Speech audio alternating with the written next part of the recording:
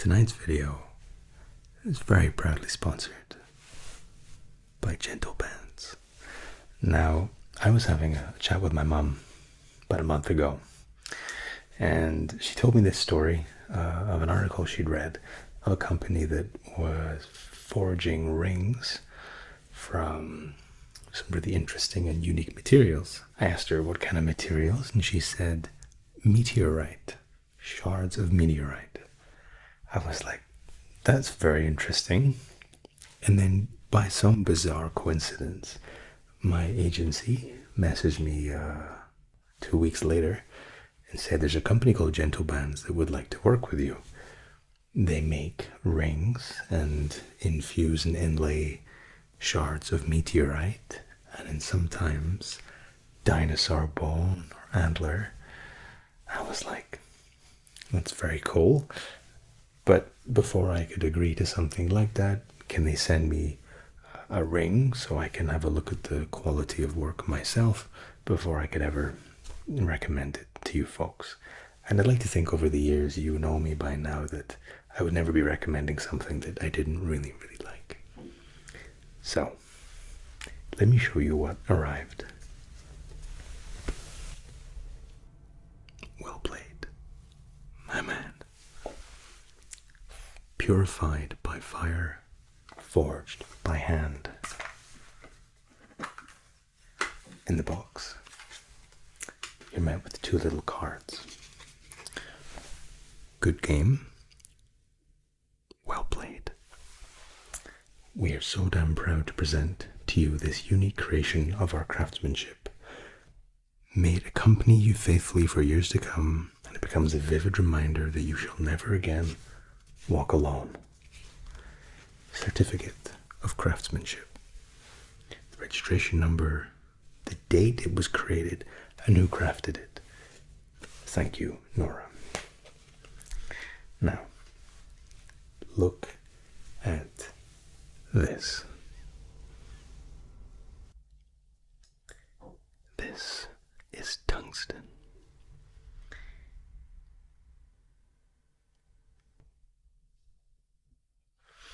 Now, tungsten is an ultra high quality metal that has a melting point of something like 6,000 Fahrenheit. Beautifully crafted and inlaid with shards of meteor, a meteor that is likely hundreds of millions of years old, and also dinosaur bone. This is called the Tyrannosaurus. And I ordered it because on my wedding finger is my world, my wife. And the idea was that I could order this piece of history that contains fragments of our universe, my world, my universe. And I absolutely love it. It looks fantastic. It feels ultra premium and beautifully crafted. They also offer a chain because Gentle Bands recognize that a lot of their customers are working with their hands. Even this is genius. It's just floating in space.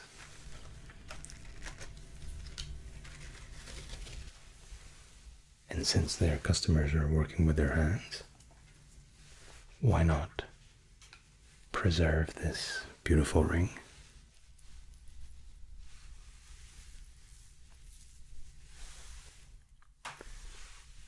I thought that was genius. Now, I'm not saying that kind of gives Lord of the Ring vibes. No, I'm not saying I'm Frodo Baggins, but I'm saying I have a cooler ring than he had. It sits really nice around the necklace. And the chain is also ultra high quality. But besides creating incredible products, interesting and million-year-old materials, I wanted to tell you a little bit about gentle bands, who they are as a company. In fact, let me show you. They're built around 3 core values: impeccable craftsmanship, sustainably harvested materials that we'll elaborate on a little bit, and family-owned workshops. They take pride in their pursuit of the perfect ring, whether we're drilling a perfect unbroken circlet from naturally shed antlers or creating a hammered textured finish on the hardest metal known to man. We don't stop until we've forged a work of art that exceeds your expectations. Now, what impressed me in particular was that they're partnering with international partners to help offset their carbon footprint. All of the natural materials used in the ring making process, such as antlers and the wood, are sustainably sourced and harvested by licensed partners who care about their impact on the environment. They're also offering free engraving for a limited period. So make your special ring even more so. Click the link below and enjoy 25% discount. Just enter the code MATTASMR25. MATTASMR25. I can't really tell you just how spectacular both of these items look. Being able to walk around with a piece of dinosaur bone is amazing to me. Dinosaur bones are sourced through museums from pieces that are just too small to display. Having that connection to our history and to our past, amazing. Give it a look. 25% off. You can't go wrong. Enjoy the video. Very strange. Patient seems to be displaying signs of some kind of loop, some kind of temporal cycle, maybe a contusion. Unsure at this time.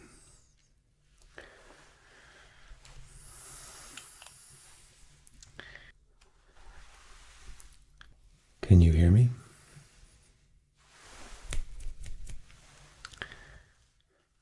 What year do you think it is?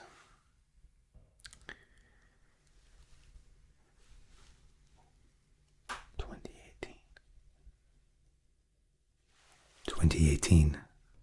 Hello, hello.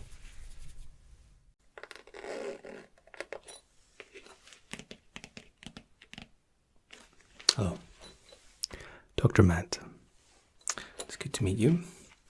You are scheduled for our cranial nerve examination. Well, you caught me at a good time. I was just changing some batteries. Something tells me this isn't your first cranial nerve examination. Well, mine neither. If you'd just like to take a seat for me, please, and we'll get started. The cranial nerve examination focuses primarily on the 5 senses. There are, of course, the proprioception and the vestibular senses that we generally don't need to cover. But we'll be looking at your eyes, your hearing, your taste, smell, and the sensation of touch. Make sure you can differentiate blunt from sharp. But before I go any further, I'll just put my gloves on and we'll get started. As a side note,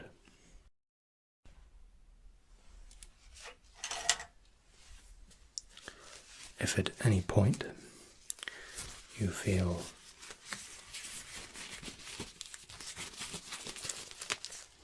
a little sleepy,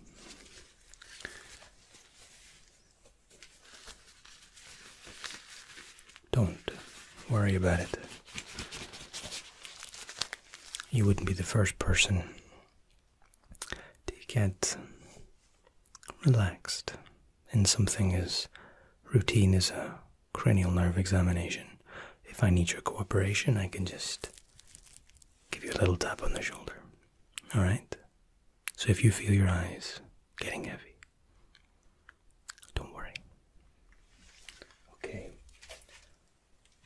Now, I'm afraid I must apologize. I was just in the process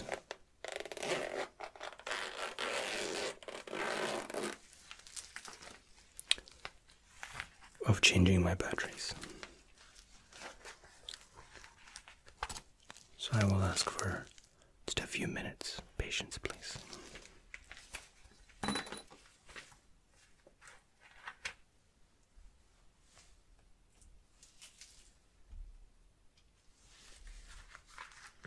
Takes 2 standard AA batteries.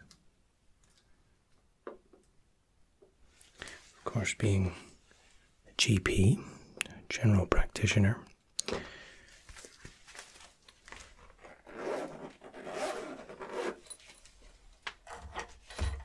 become quite proficient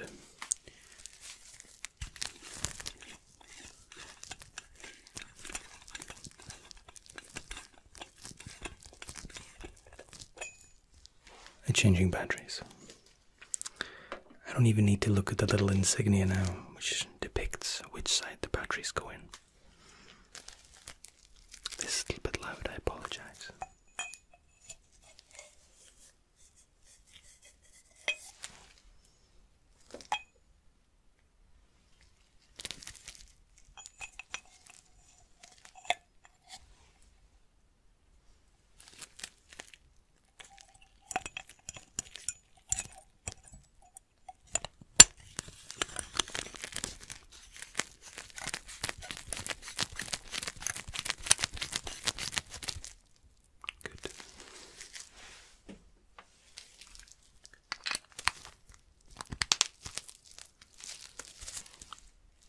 Complete lid assembled.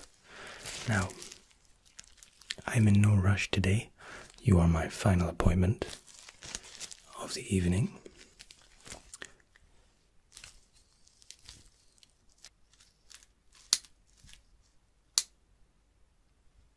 Now,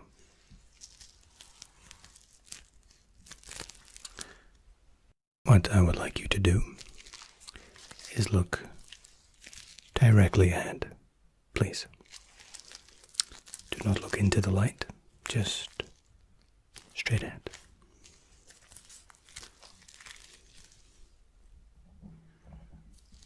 I'm going to cover one of your eyes.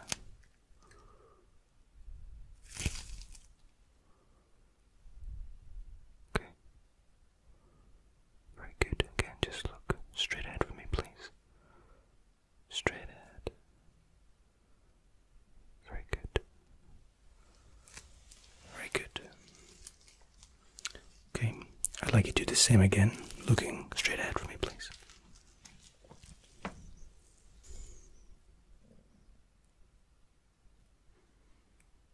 Okay.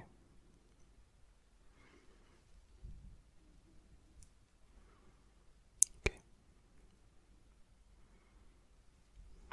Okay.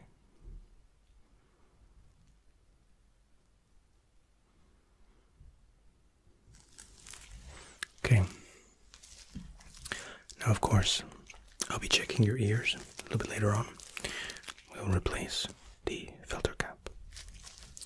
But for just now, I would like you to follow the light. Wherever the light goes, with both eyes, keeping your head perfectly still. I'd like you to follow the light.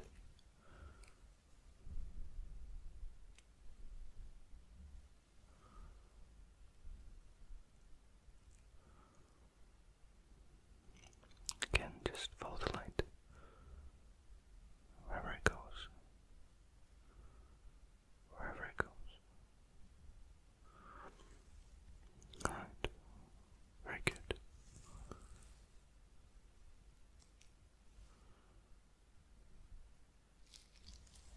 Very good, thank you. Okay. Now your pupils and iris are reacting, dilating, as I would expect. Nothing to be alarmed. I'm just going to take a quick note.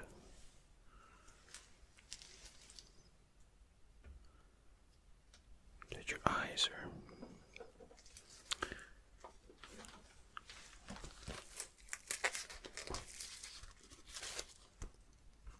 Reacting in the parameters of normality. It's a fancy way of saying they're absolutely fine.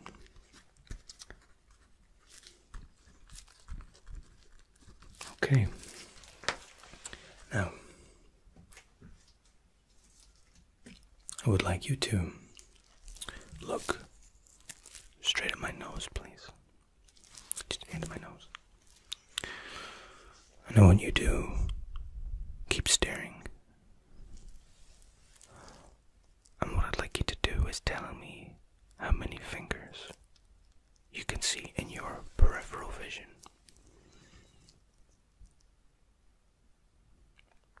Okay.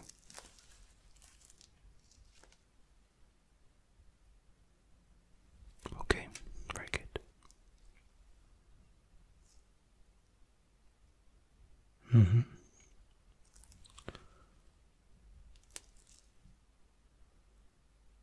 Okay.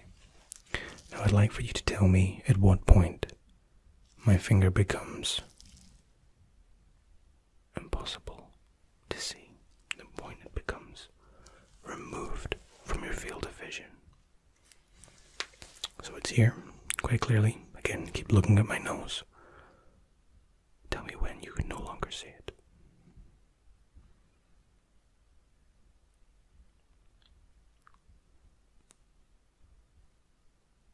Okay. And this side. Repeating the process. Tell me the number of fingers that you can see.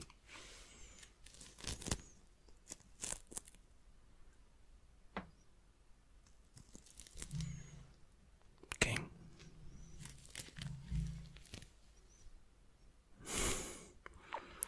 Very true. That is not a finger. It's a thumb. Keep focused on my nose, please. I'm allowed to make the jokes.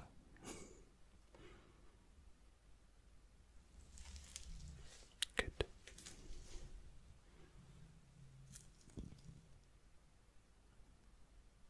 Okay.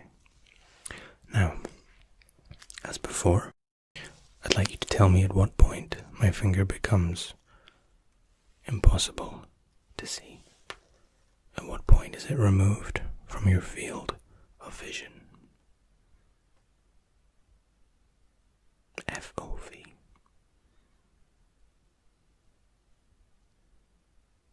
Okay. And again, please.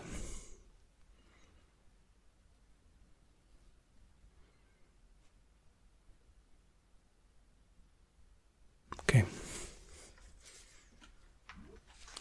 There is a reason why we do the eye work first. So if your eyes do become a little bit heavy, you're not straining to keep them open to follow my instructions. Okay. Let's go one more exercise for your eyes. This time I'd like you to very simply follow my finger. Wherever the finger moves to with both eyes, I'd like you to follow. Similar to the light exam, I'm just checking that there's no laziness to either eye, that you have full coherent use.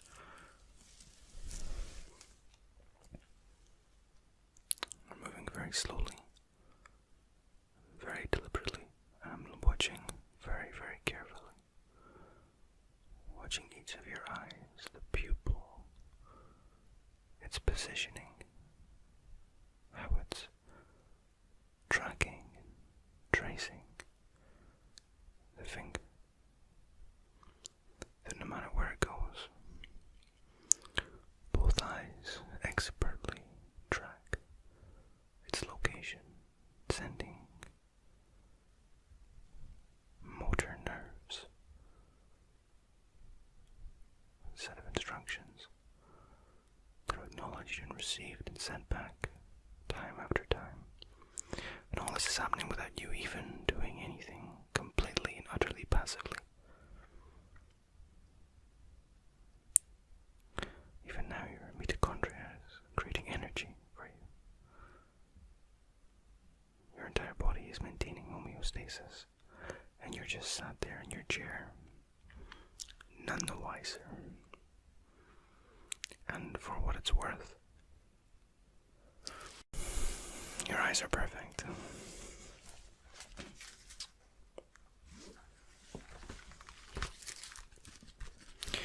When I say perfect, I mean they're reacting to our selected stimuli in a very predictable manner. How are you feeling? Good. Glad to hear it.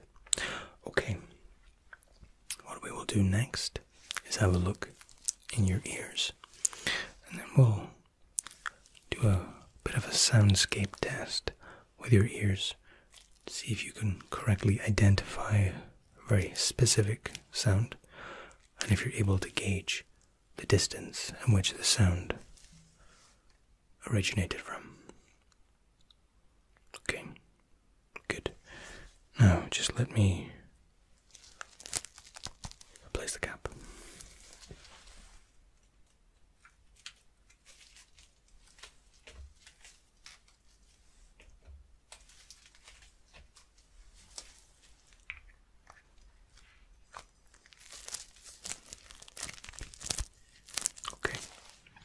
I'm just going to step to the side and have a quick look in your ear.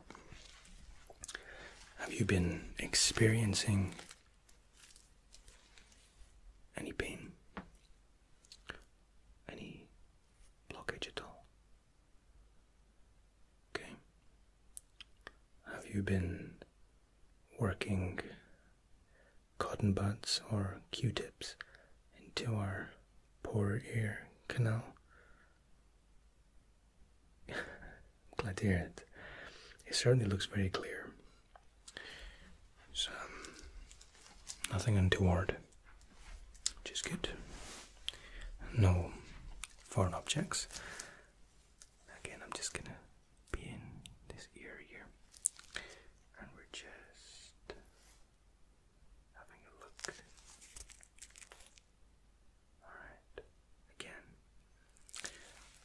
nothing untoward, no large contusions.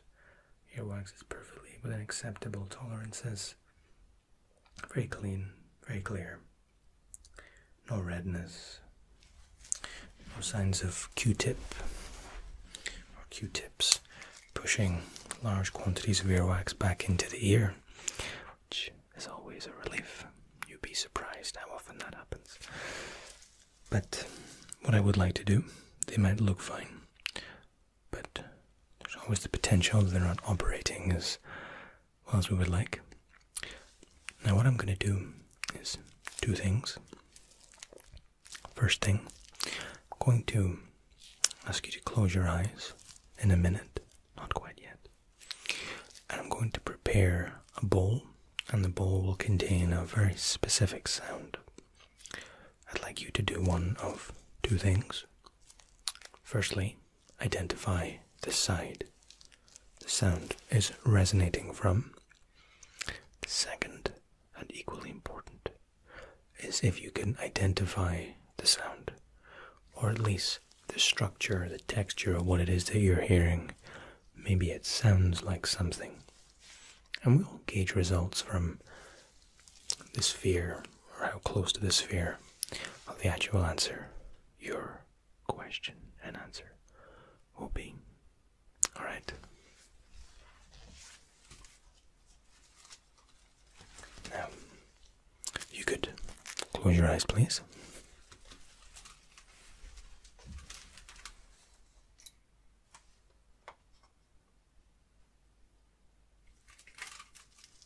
Okay. Now, again, with your eyes closed, I'll be stepping off to one side and producing and creating this sound. Keep them closed.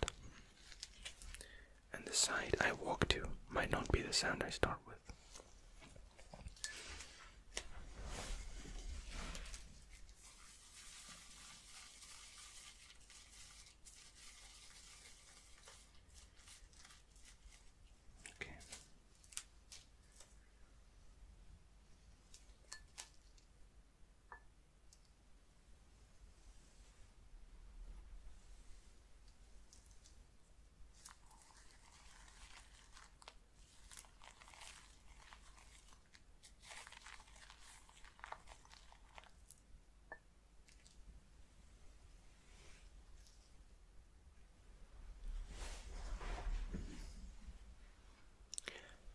Which side did that come from?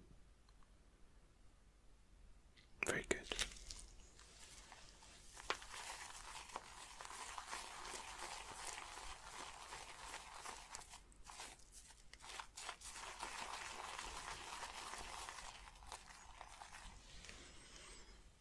Good.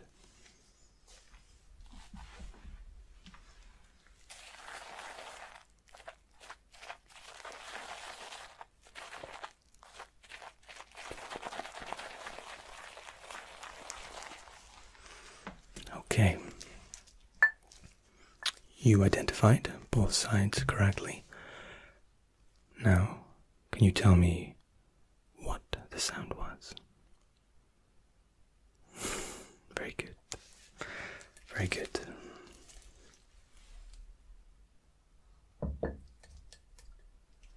I actually incorporated this into our cranial nerve examination because my sister, she's a huge ASMR fan. She always tells me that patients would appreciate the sound of shaving cream. You let me know if she was right. Alright. Just take a quick note of your result.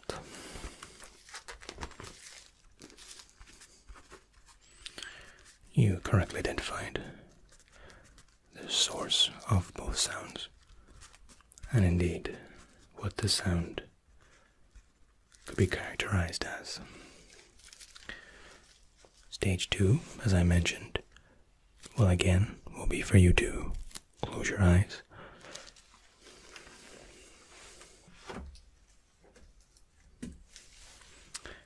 And with the use of my hands, I'll be generating soft sounds in each ear. I need you to identify which side the sound came from.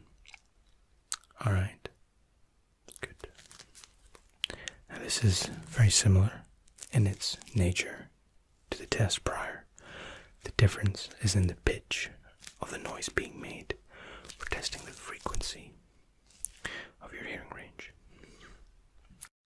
Close your eyes, please.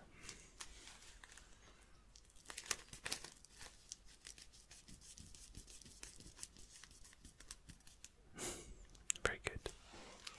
And again.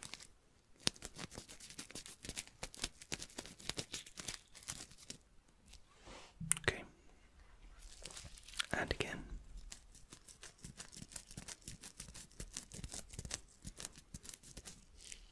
Very good.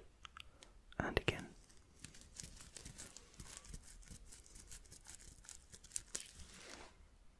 Okay.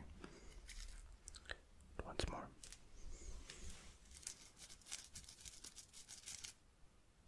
Good.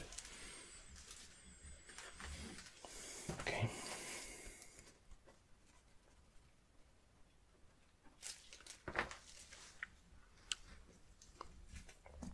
All right. Now, I'm going to whisper a number in each ear. Once complete, I'll take a note of both numbers, please. If you can do well to remember the first number, please. Okay. Again, this will be spoken very, very softly, just slightly above a whisper. 4, 4, 4. Okay, now keep that number in mind.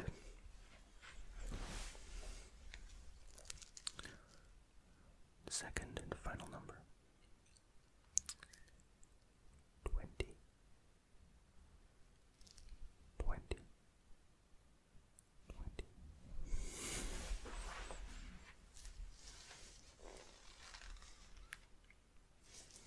Okay. Very good.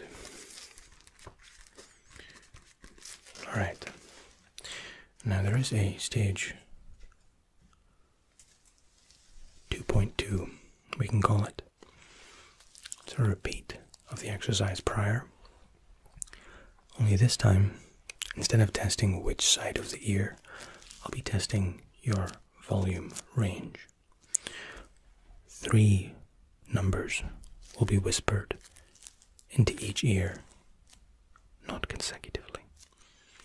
So I'll take your answers from the first ear, then we'll proceed to the second ear. I couldn't remember 2 numbers, let alone 6. But this test is subtly different in the sense that first number will be spoken at a louder volume than number 2, and 2 again louder than number 1. I'd like you to recite all 3 numbers on conclusion of the first test. Are we clear? Good. Again, this isn't about origin of sound. It's about range of sound. First number. 77. Okay. 77. Number 2. 12. 12. And I'll ask you to keep your eyes closed here, please, in case you are lip reading. Now the third and final number.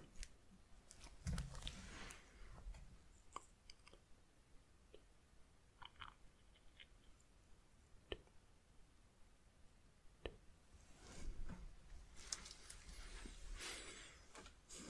Okay, now what were the 3 numbers in ascending order? The loudest first would be good.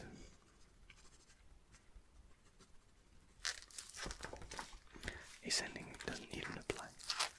Okay, first number. Okay. Of course, we are relying on me to remember the 3 numbers I said. I'm just kidding. Number 2. And the final number. Is that what you heard? I'm just kidding. Alright. Again, this will be repeated. The opposite ear. 3 numbers. Louder, quieter, quietest. 2. Very clever. Okay. 24. 24. 24. Okay. Next number. 17. 17. 17. The third and final number.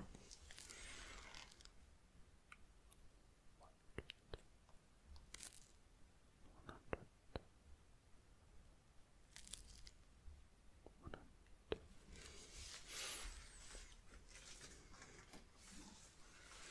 And your answers, please.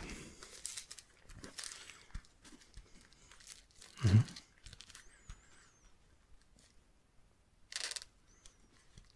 Mm-hmm. And the third number. Okay, very good. Okay, your ears certainly seem to be causing you no issue, having no pains, no headaches, and you can hear your range of hearing perfectly within the realms of acceptable. Again, that's a very medical term, or medical way of saying they're perfect, no issue. Okay, so we've covered your eyes and your ears. The next thing I'd like to cover is taste.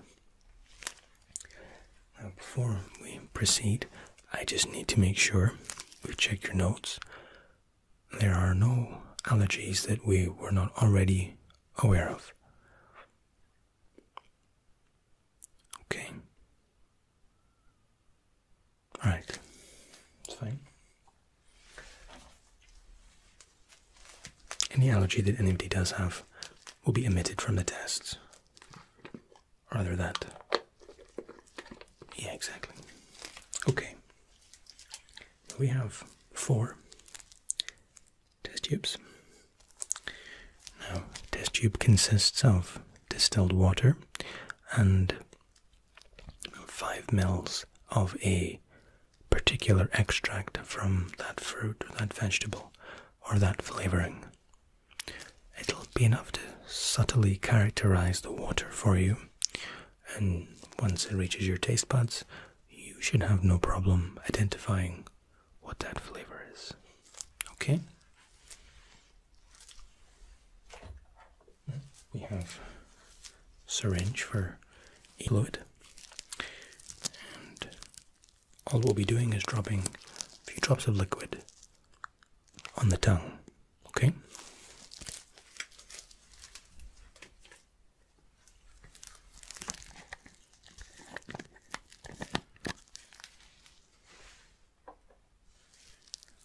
Now the liquids are all colorless, so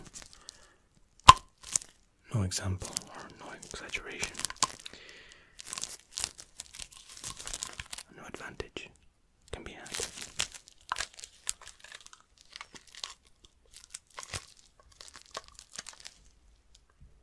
Always beat the devil out of it. Okay.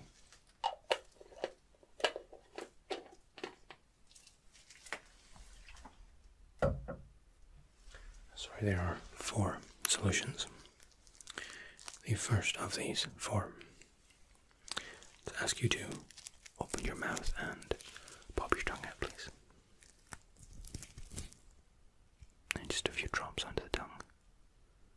And you can just pop your head back. And what are you tasting there? What immediately? Very good. Very good.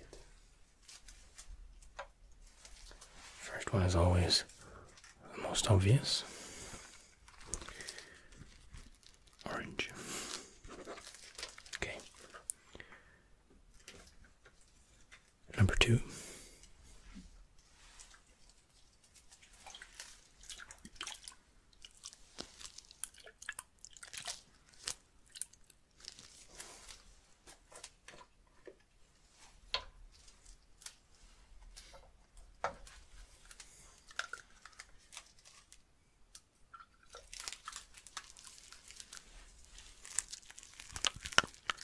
New syringe.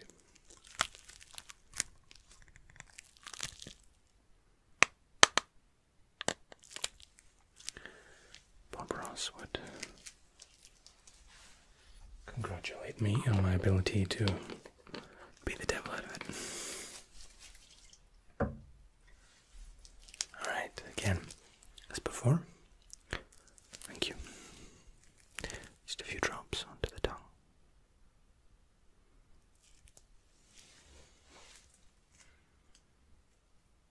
Very good.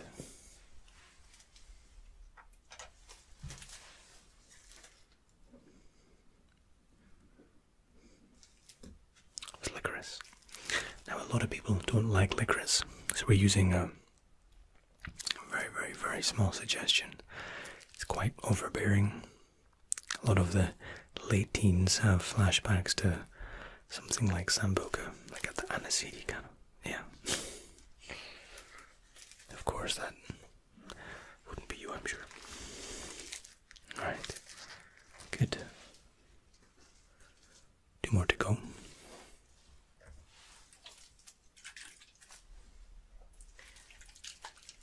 Solution number 3.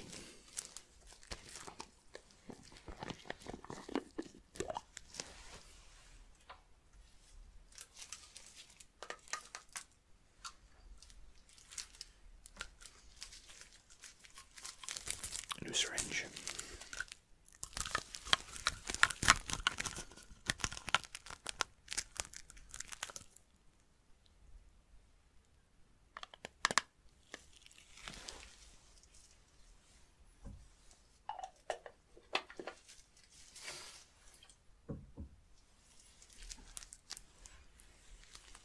And as before, you're getting very good at this.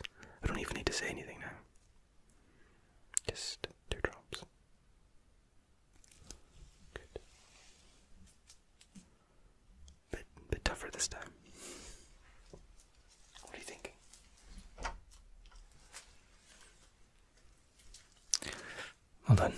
Quite correct. With strawberry. Alright. The fourth and final. Let's grab the test chip. Have you had a favorite so far? You'd be surprised how split the demographics are on those. They're always 25% a piece.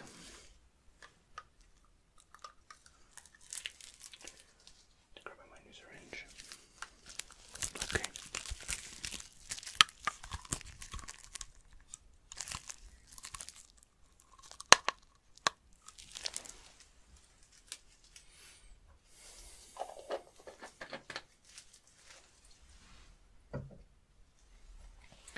All right. Your fourth and final solution.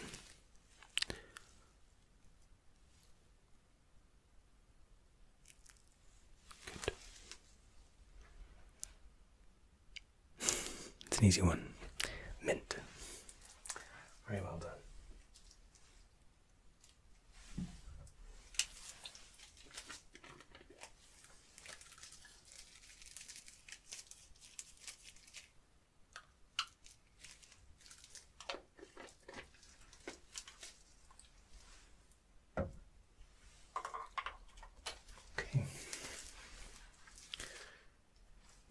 Again, your sense of taste is completely uninhibited. Now, since we're in the neighborhood, we'll also do the sense of smell. Now, this is a similar approach. There will be 4 scents sprayed onto a card. It'll be just going to waft it in around your face.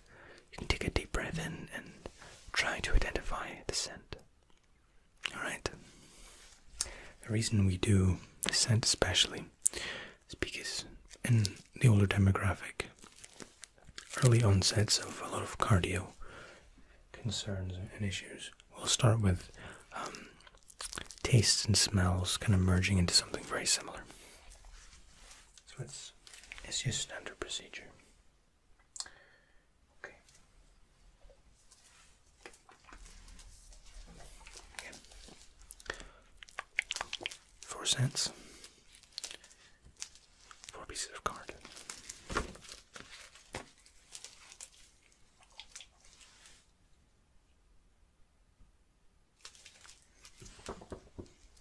Just a little smell here, please.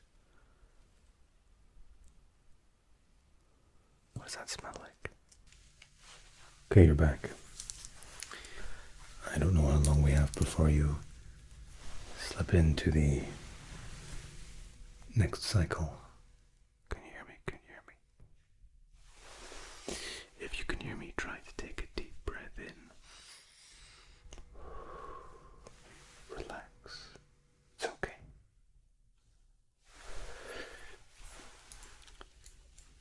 What is the last thing you remember? Come back. Hi, come in and take a seat. I'm Dr. Matt, and something tells me this isn't your first cranial nerve examination. It's okay. We encourage people to be conscientious about their health here, so it's always a pleasure to see you. Sure. The test essentially comprises of an examination of your senses. So your eyes, your hearing, your sense of taste, smell, touch. Yeah. It'll last between 20 to 30 minutes. It really depends on how you respond and react to each of the examinations. There's nothing invasive. There's no injections. You can sit back and relax, and some people can actually enjoy a cranial nerve examination. It's been known, even if I'm the one conducting it. Yeah. Okay, we'll start by taking your heart rate. Sure. Nope, not at all. all I need you to do is just undo the top buttons of your shirt. And all I'm going to do here is just place this over your heart. Okay. Now what I want you to do for me is take a deep breath and release. Good. Good. Big deep breath. Okay, and continue to breathe normally, please. Okay.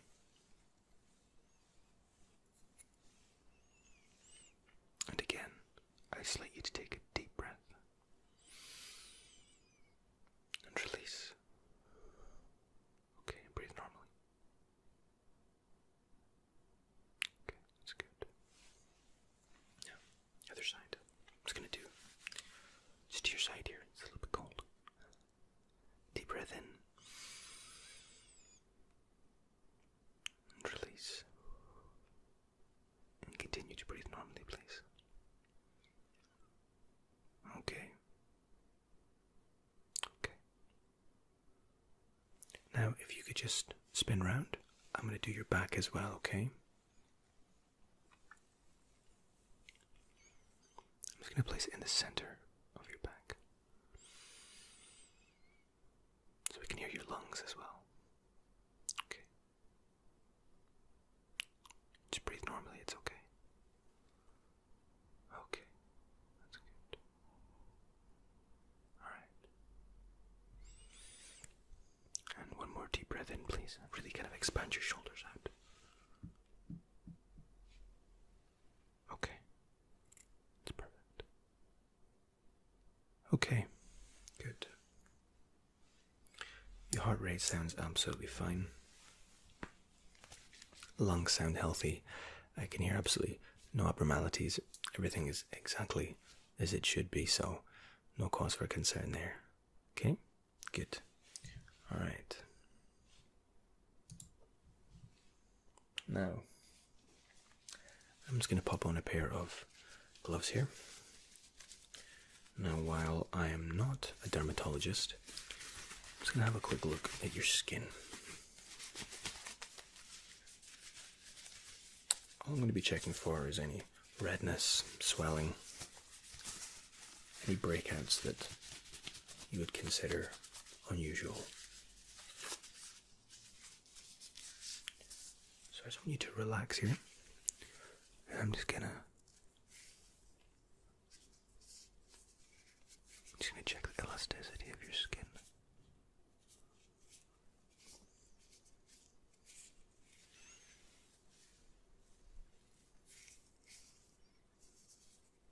Okay. It looks, you actually have very smooth skin.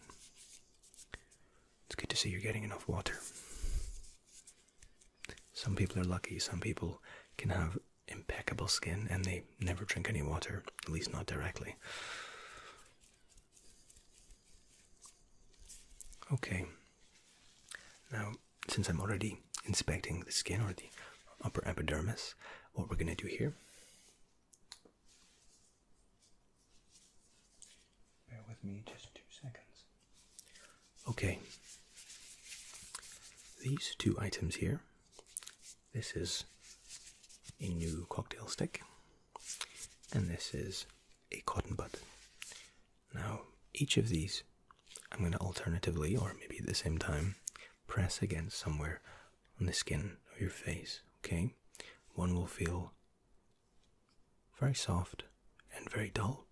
This will feel, and it won't be uncomfortable, but it will feel a sharpness to it, okay? So sharp and blunt. I want you to tell me which one you experience. So just close your eyes, please. I'm going to change hands so you don't know which one, where it's coming from. Okay.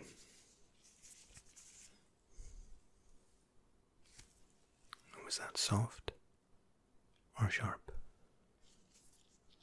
Okay.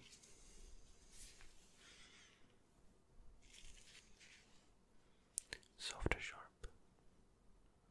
Okay.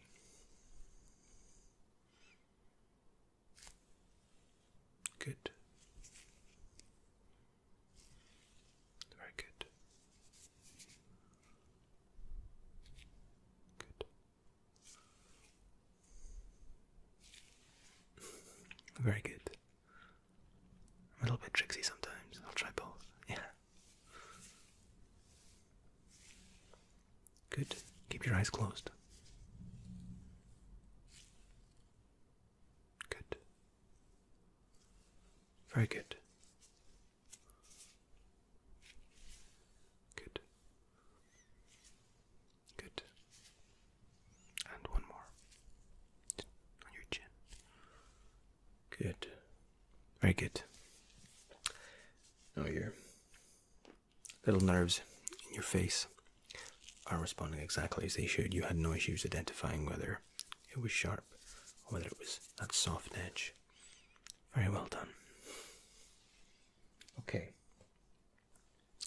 Now, the next thing we're going to do is go through an examination on your sense of smell. Now, what I have here, 5 little spray bottles, and each of them contains a different scent. Now, it will be a foodstuff of some kind, or the flavor of a foodstuff, and all I'll be doing, I'll be spraying the contents onto this little cotton bud, and then just waving it under your nose and just getting that kind of waft, and tell me what you smell. Okay? Now, people don't often struggle to find these distinguishable. Okay, they should be quite distinct, and you shouldn't struggle too much. If you're finding that some of them or all of them smell very similar, I want to look at some kind of blockage in the sinuses, and we can go from there. Just think of a cranial nerve examination as an early warning system. Okay? Good. Just a little shake. Okay. Again, you can keep your eyes open for this one because you can't know the contents of the bottles, whereas I do. Okay. Now,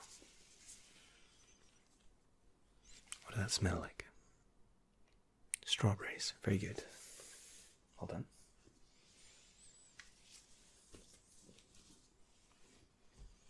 Next one.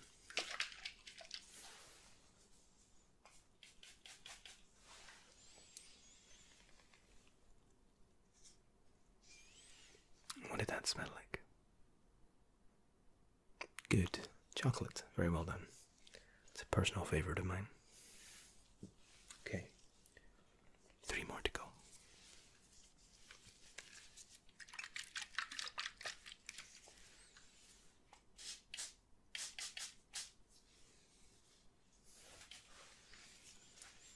And this one.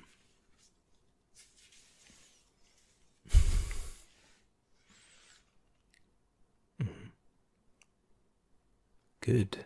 Rhubarb. Very well done. This is probably the most difficult one of the 5. But clearly there's no fooling you.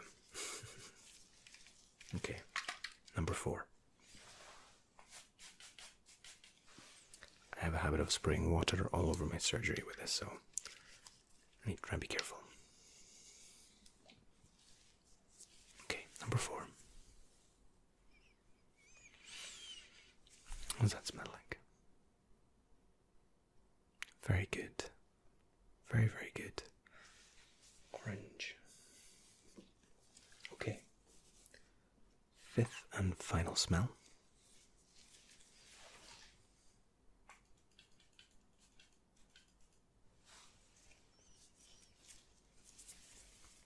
Take a smell.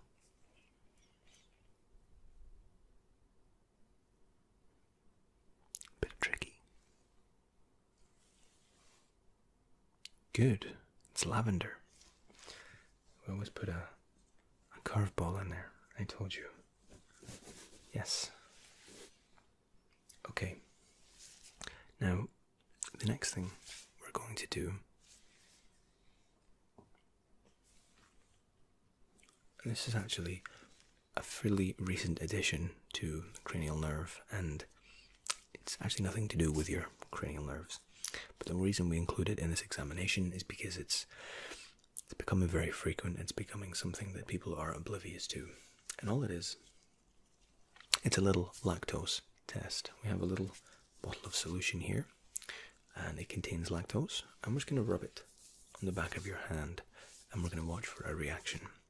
Lactose intolerance is becoming more and more common, or at least the awareness is becoming far more common, okay? So all I'm going to do, if you could just give me your hand, please. Thank you. I'm just going to add a few drops onto the back of your hand.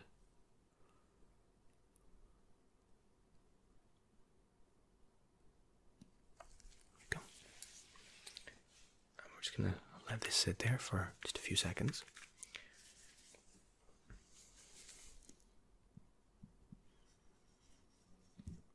Just rubbing it in a little bit.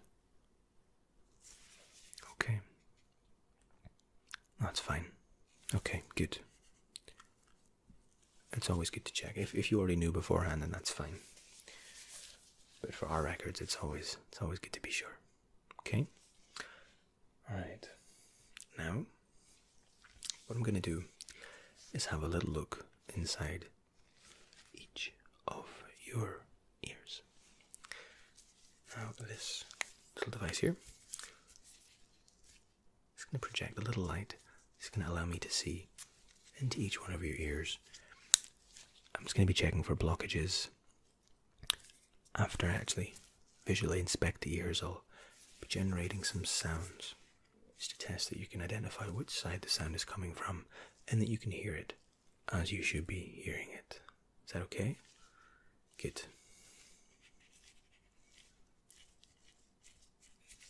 Now if you could just look straight ahead, please. I'm just going to look in your ear.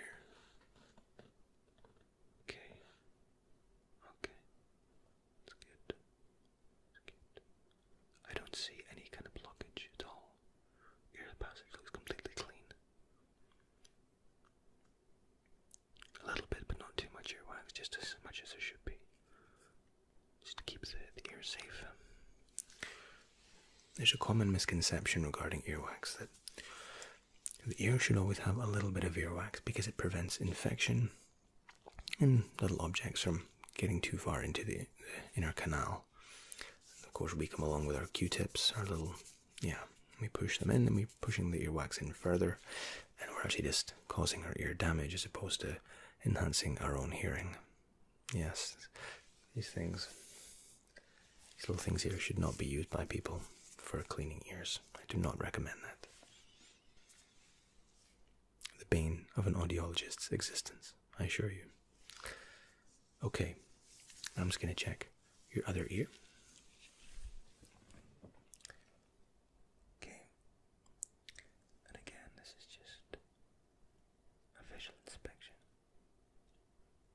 of the ear canal. Ear canal, as I said, it makes sure that your eardrum stays protected. Very good, very, very good. It looks completely clear again, no issues. Very, very happy with that. Okay. Good. Good.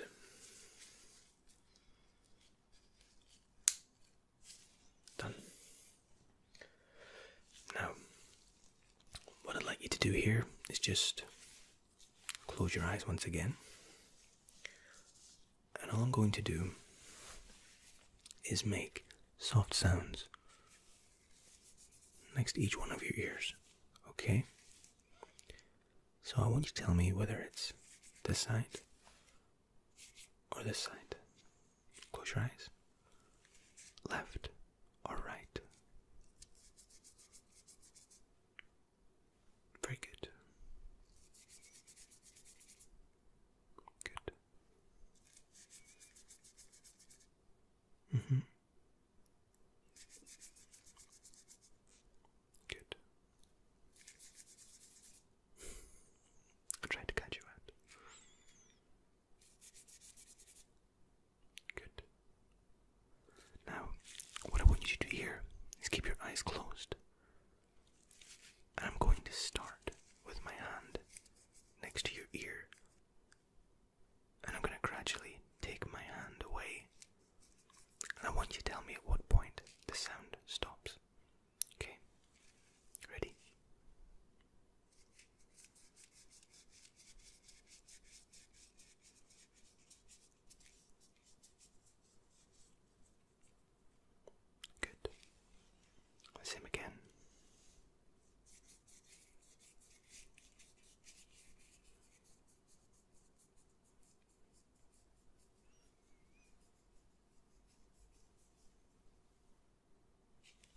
Very good. One more time. Now this is a little bit more complicated because they're going to start together but stop at different times. I want you to identify whether the left or the right stops first.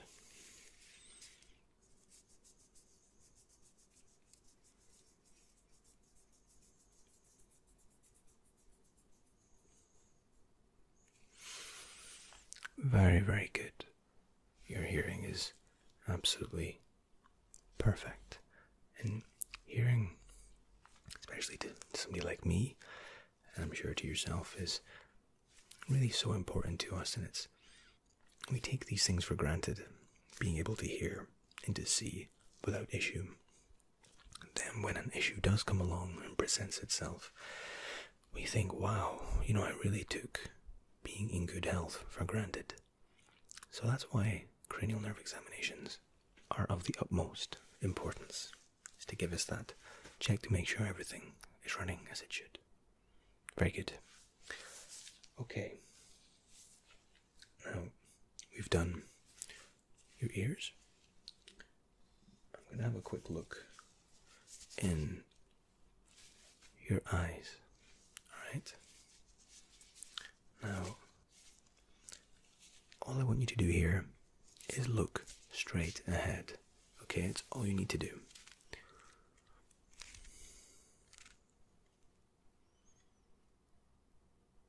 Good.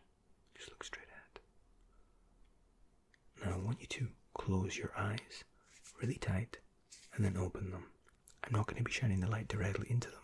I just want to be inspecting about how your pupils react to light, how they're, yeah, exactly. Close your eyes and open.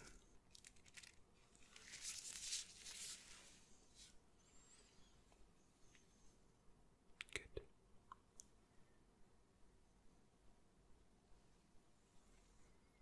Good.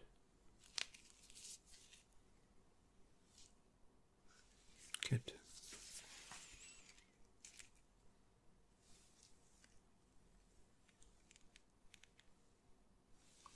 Very good.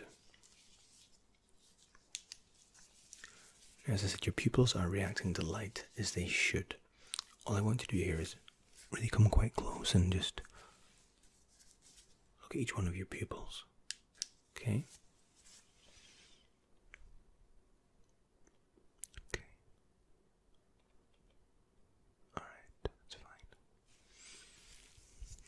Check the other eye.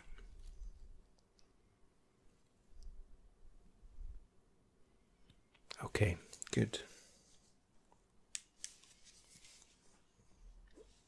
Your eyes, as I said, they look healthy, they're clear. The pupil is dilating exactly as it should. How is your vision? Do you ever wear glasses? Okay. Well, make sure that you are having your eyes tested on a somewhat regular basis, at least once a year. Yeah. Good. Okay. Now, what we're going to do now is have your eyes follow one of my fingers. It's a fairly simple exercise, and again, it's just testing the nerve and the muscle control of your eyes to make sure that you can follow all the way around your peripheral vision. Yeah, okay. What I want you to do is tell me which side you see a finger. Okay? Good. Very good.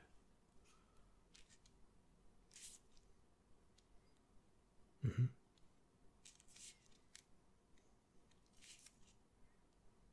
Good. Very good.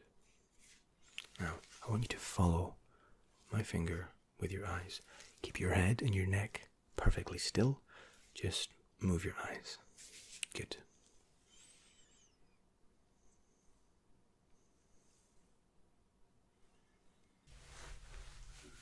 They're regaining consciousness again. Focus on my nose. Look at me, look at me. Try to stare into the mirror. Tell me where you were. It was a small beardless child examining you. From 2017. Okay. Strange, but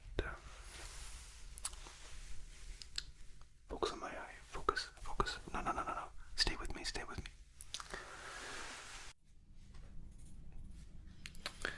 I think Jody Marie, Starling, GB, Atlas, of course, Lizzie ASMR. Hi, sorry. I was just drafting up some lists for some future works. Welcome to our voluntary practice.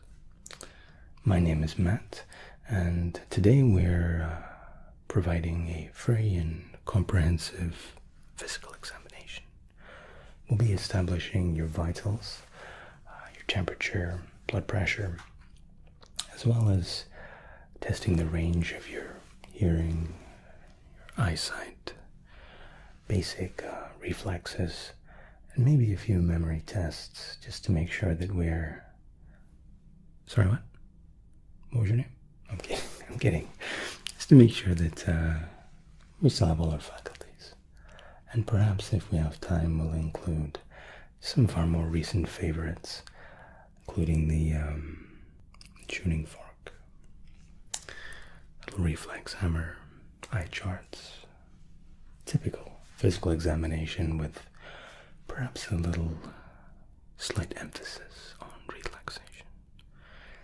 Because life is complicated enough, and everything healthcare-wise is expensive enough. So we set up this little practice where we give up our weekends to provide what we hope is a much needed service. So I'll be taking notes as we go. We don't have a time limit as such on our appointments. And if you do have any concerns, feel free to run them all past me. I know when I was at least a little bit younger, I would save up all my ailments to get it done in kind of one sitting with a doctor. All my worries and my concerns. So, I think we'll start off by grabbing the low-hanging fruit and just listening to your heart and to your lungs. Now this might be a little bit cold. Just a little bit cold.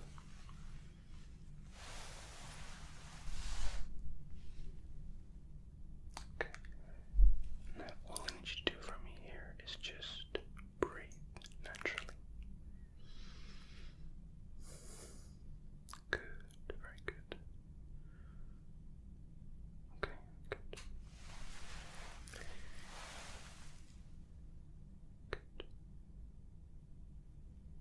Okay.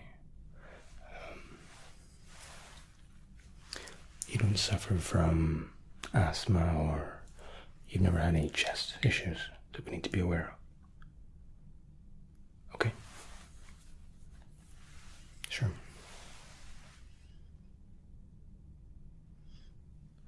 Okay, now can you take a deep breath for me, please? And just hold for 1 second. Move it down to the lungs. And release. And when you're ready, take another deep breath for me, please. Good. Wonderful. Okay. Good. Absolutely nothing to worry about there.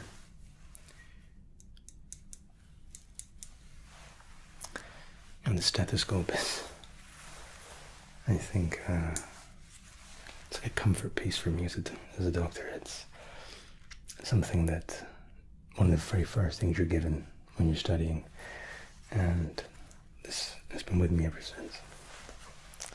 But okay, nothing to worry about. And maybe we'll discuss a little bit of exercise and diet towards the end of the consultation. Sure.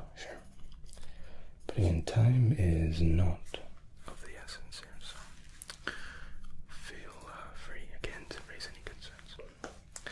Okay. Now I'd like just to take your temperature. And all I'd like you to do here is be popping this under the tongue.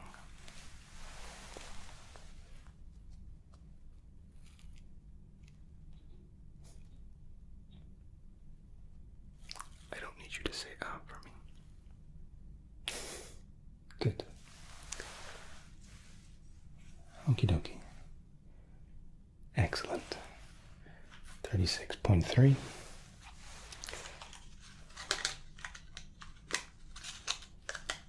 I have seen people measure much higher and infinitely lower than that. Needless to say, you are in, as far as your temperature is concerned, your body's regulating optimally. Good. Good. Okay. Do you remember the last time you were in examination? I think your either cranial nerve or physical checkup. Okay. There is no such thing as too often, as far as I'm concerned. And if you find the process relaxing, then even better.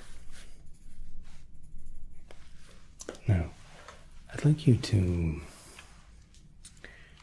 not look at my light, alright? What I'd like you to do is just stare into my eye, this eye right here. And wherever I go, I'd like you to fixate on this eye.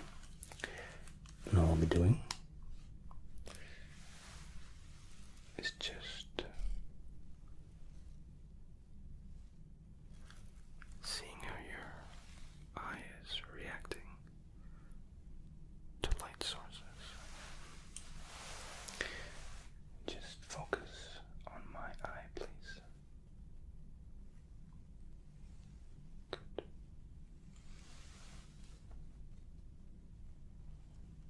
Good. Very good.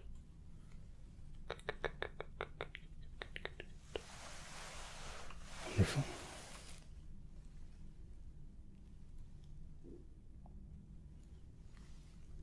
Keep staring at my eye, please.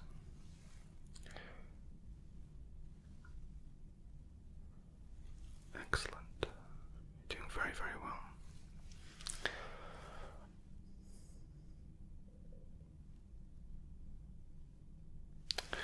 Again, all I'm doing here is just measuring how the pupil expands and contracts.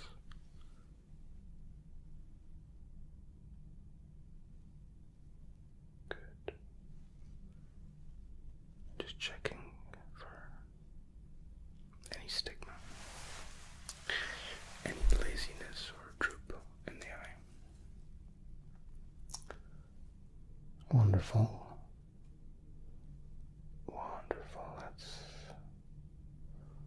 great. Apologies if that went on a little bit longer than you had anticipated.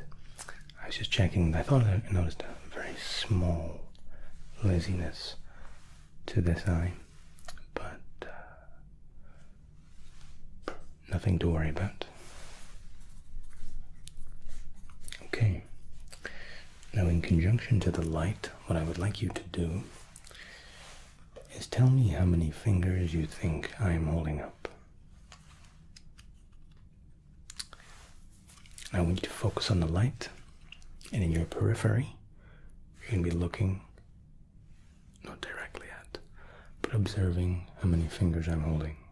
Is that clear? Of course it's clear. You're incredibly clever. Okay. Following the light.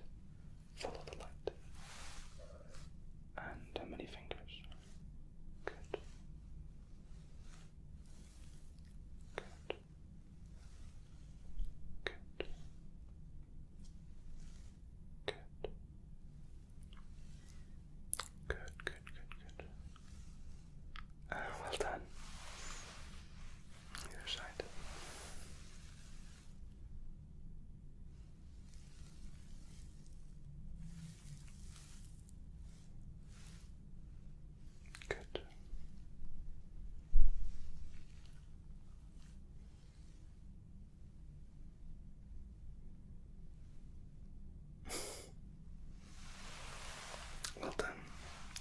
Very well done.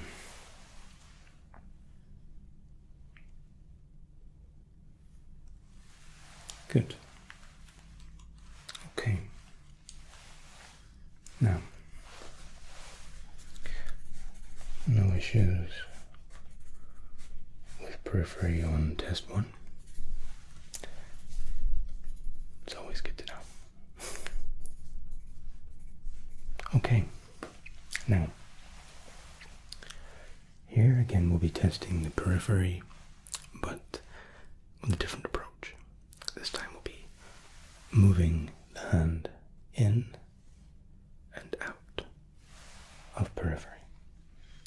Tell me when you can and can no longer see my hand. Good. Out, out, out, in. Good. And out. Very good.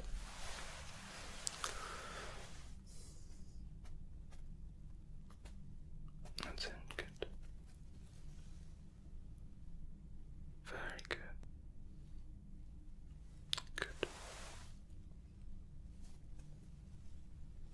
Not my arm, just my fingers. Good. Good. Very good. Very good. Wonderful. Excellent.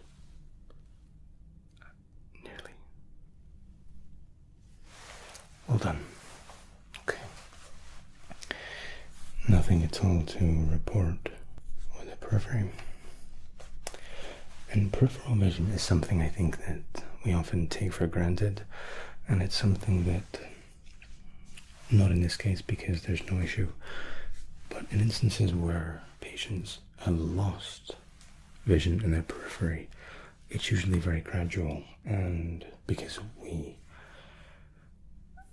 unknowingly see so much in the periphery, because we're not aware of it, we don't notice it when it's no longer there.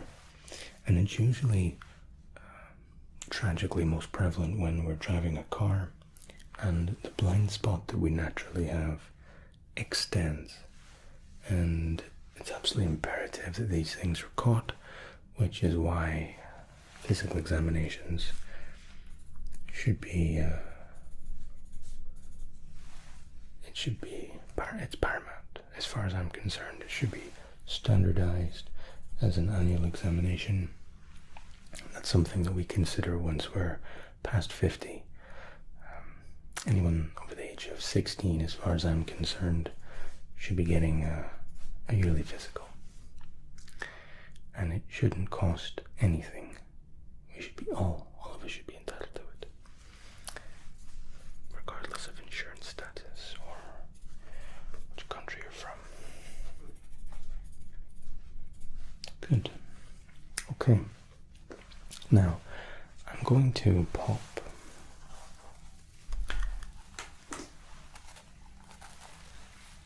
this sleeve onto your arm, and this is a pressure cuff.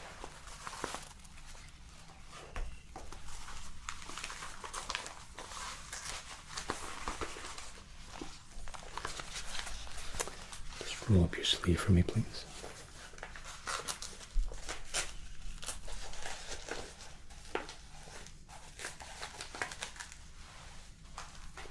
Excellent. Now what we'll be doing here is just pressurizing this little gauge.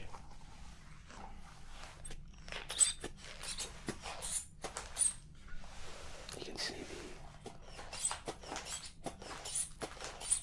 the gaze rises, and the cuff's just pressurizing to measure your blood pressure.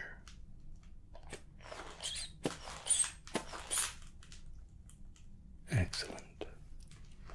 Now my personal favorite part. We release the valve.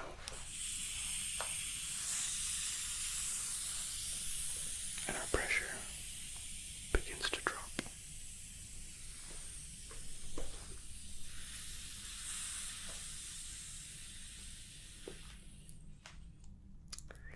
And you get that awesome sense of release on your arm, right?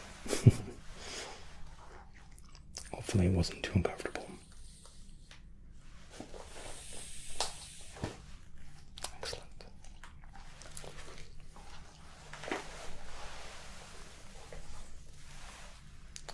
And I can report your blood pressure is particularly healthy, which is great. A lot of heart complications can be identified early through our blood pressure, and it's very easy to miss. Quite often we can go for years at a time without having our blood pressure measured, and that in itself is a tragedy. But not today. But it's great that your temperature is where it should be. Blood pressure is excellent. Either you're exercising or you have blessed genes. Good. Okay. No issue with the response of your eyes, the movement, tracking, periphery. All wonderful. Now, if you don't mind, I'd like a quick physical look in your eyes. Just stare straight ahead for me, please.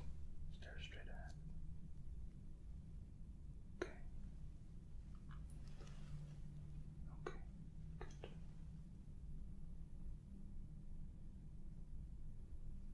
Just beneath the pupil there. Wonderful.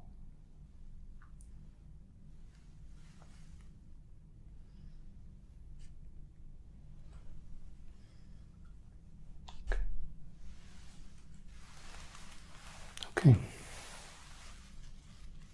Sorry, I have a deep concentration during this.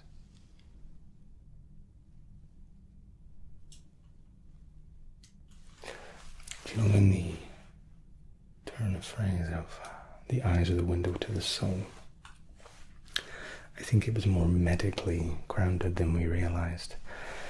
Being as very often our eyes can give clear indications to more obscure illnesses and conditions the human can be in without showing or without presenting any other physical symptoms. In this case, absolutely fantastic. Good. Good. And in the vein of having perfect eyes, I'd like to run you through a very quick eye strength check. And this is fairly typical. I'd like you to start at the top line for me, please.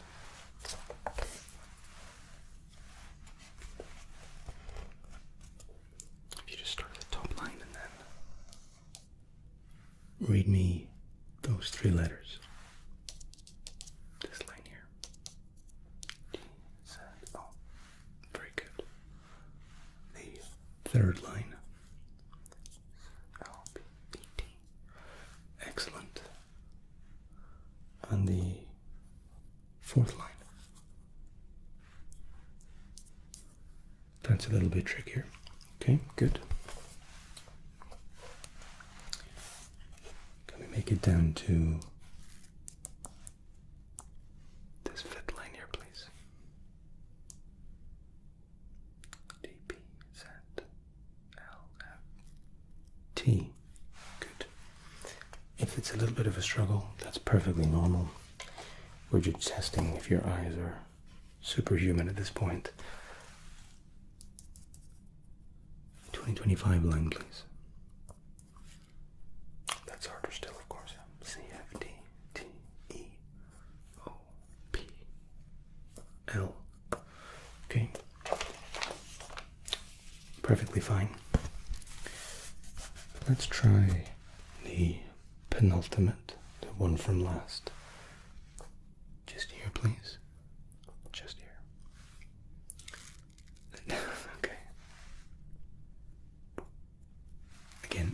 try not to guess in these scenarios if it's blurry and you can't make it out.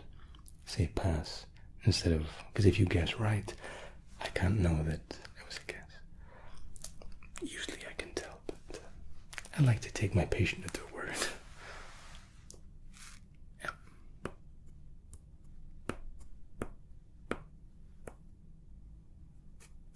Okay. All right. You want to try the last line? Okay. Just, I don't know if fun is the right word, but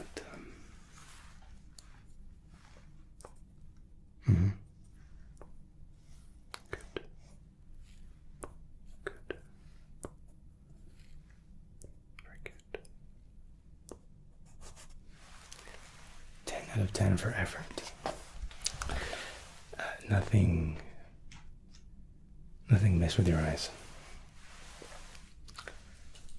You don't have contacts. I'm kidding. I saw before.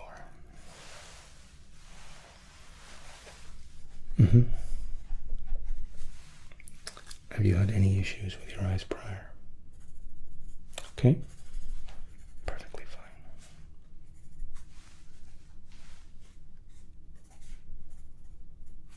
Perfectly fine. Okay.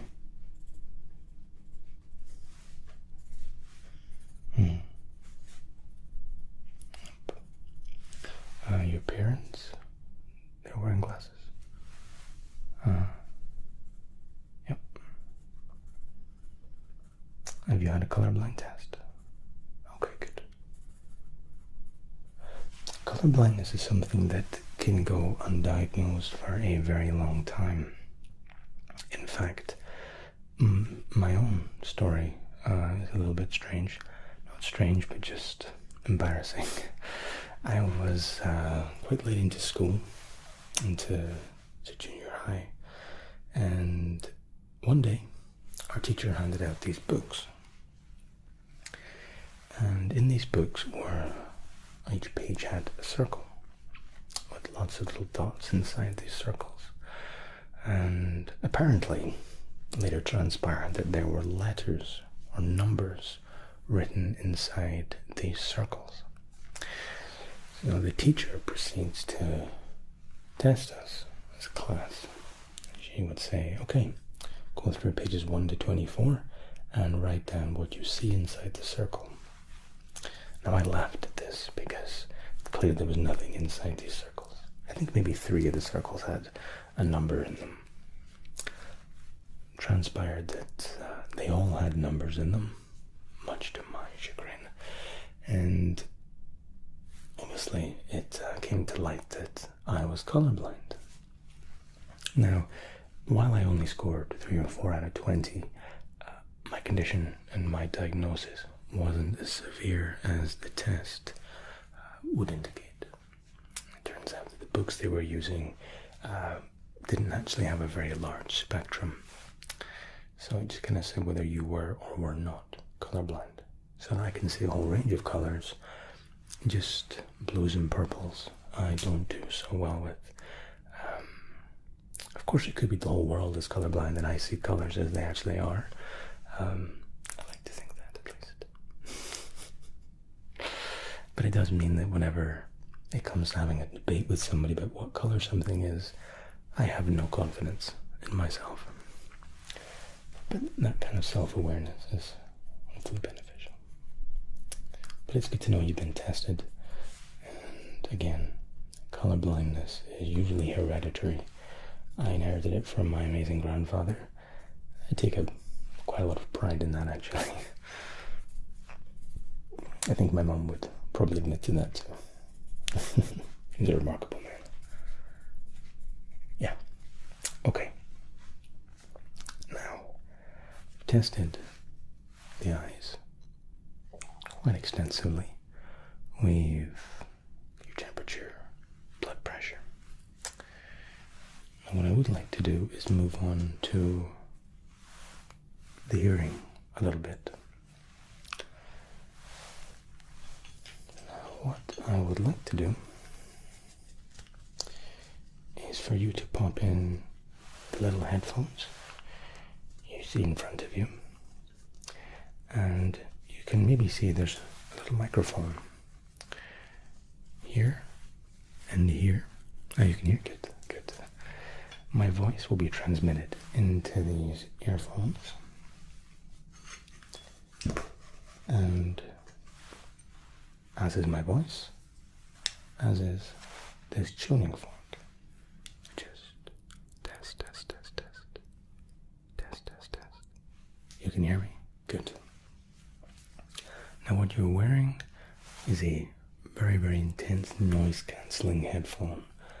So without these microphones, you wouldn't hear me at all. You would see my lips moving, gesturing, but you wouldn't hear anything.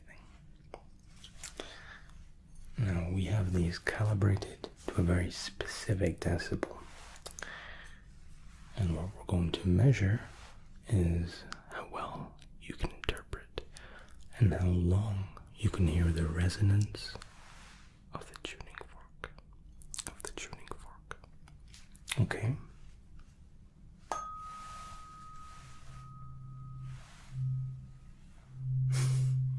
It's a strange sensation, I agree. Tell me when you think it stops.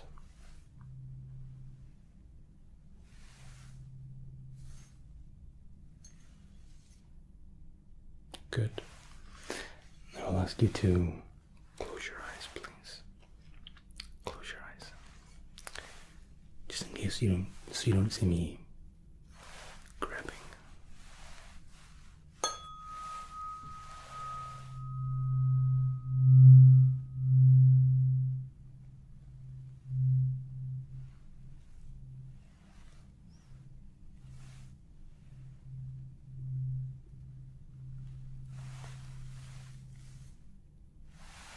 Very good. And again.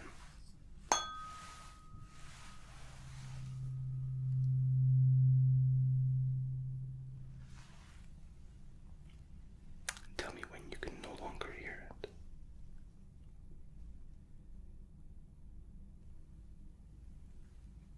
Good. Very good.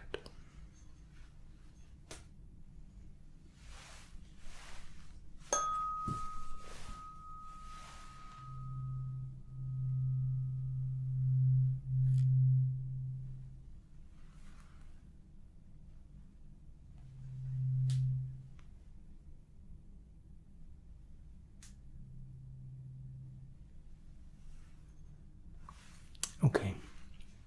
Now the next part of the test is a little bit more convoluted, but not incredibly scary in terms of complexity. What we'll be doing is giving the tuning fork a slightly more intense ring, prolonged and pronounced. And I'll be taking the tuning fork, it'll start close to the ear, and I'll be pulling it away. Then I'll be coming back, and the second time, I want you to tell me if the tuning fork goes further the second time than it did the first time, as in further away. So what I'm doing is I'm gauging and measuring your ability to perceive distance, okay? And the vibrations will be lessening over time, so it gets more challenging, but the brain, being as remarkable as it is, can often find a way to differentiate distances, even seemingly imperceptible sometimes. Okay.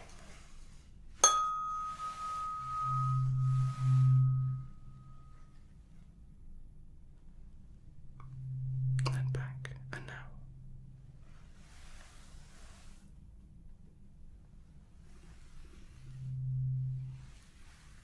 Now is that further or nearer? Very good. Excellent. And the other ear.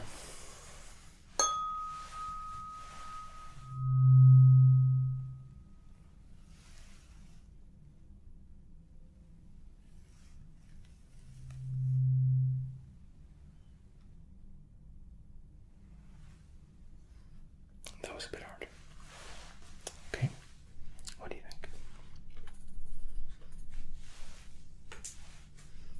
Excellent.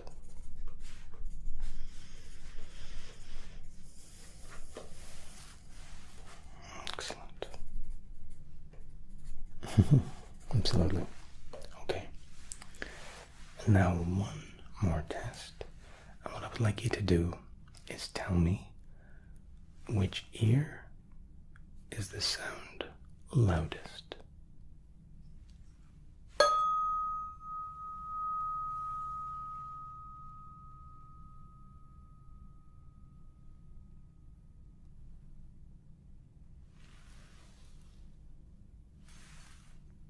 Okay.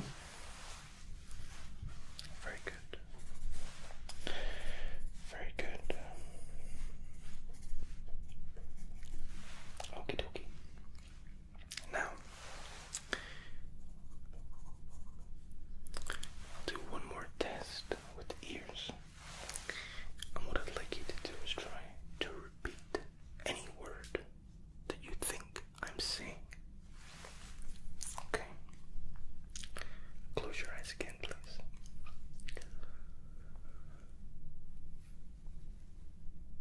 Echo, echo, echo.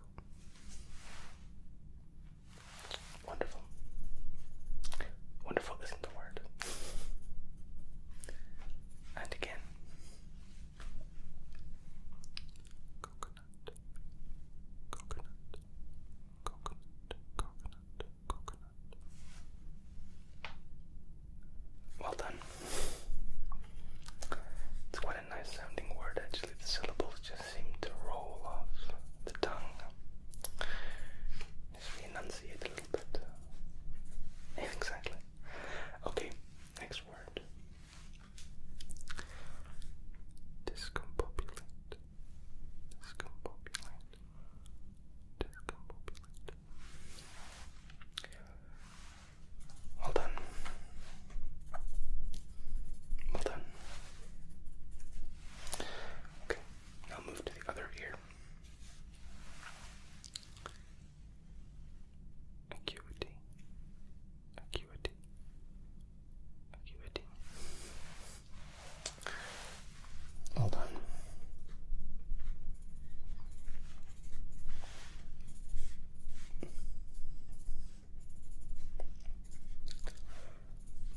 Okay, next word. Precision. Precision. Precision. Precision.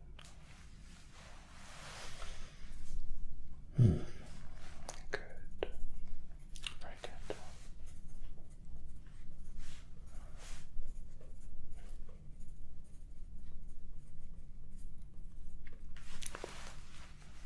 And again. Intricate. Intricate. Intricate. Intricate. Intricate. Intricate. Excellent. Okay. Okay. Now this time I'll be staying between both ears. Repeating the test again, okay? Elasticity. Elasticity. Elasticity. Elasticity. A bit more challenging, I understand. Okay. Okay.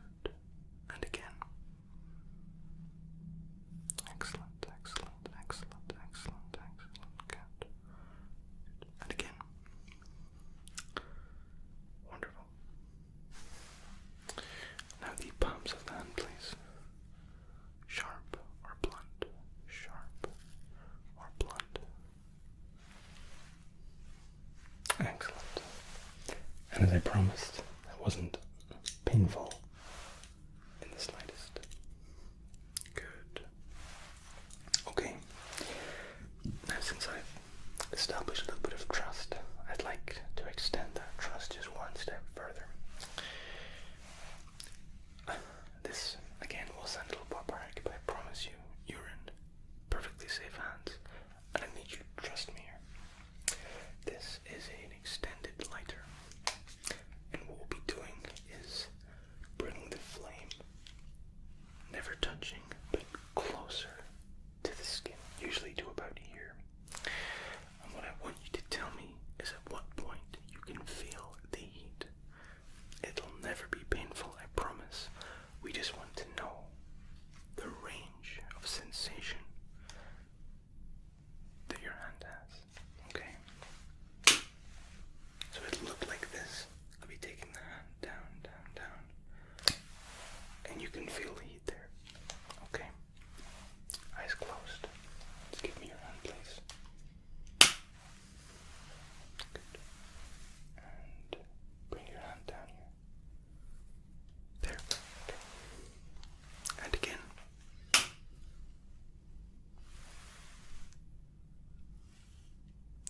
There. Okay. Excellent. Again, that might seem a little unorthodox, but it's essential for establishing nerve functionality. Unfortunately, there are cases after any kind of head trauma, or in some instances of head trauma, or spine injuries, we can lose access to the same range of pain perception, essentially. And it's good to establish that you can recognize heat as early as you can. Everything's functioning normally there. Nothing unusual.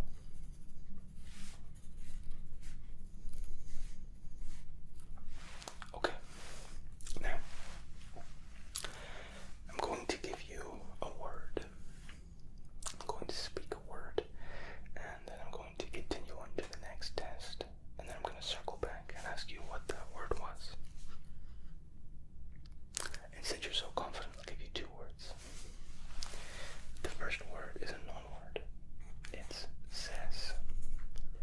Z-E-S-S. Says. Repeat that back. Says. Excellent.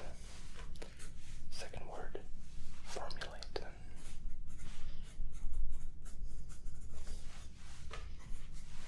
Okay. Now, this is a jar. This is a jar. I'd like you to answer very simply and very honestly. Is this jar empty? Good.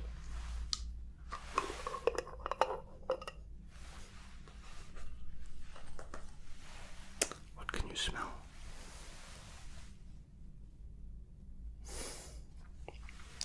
Well done. Now,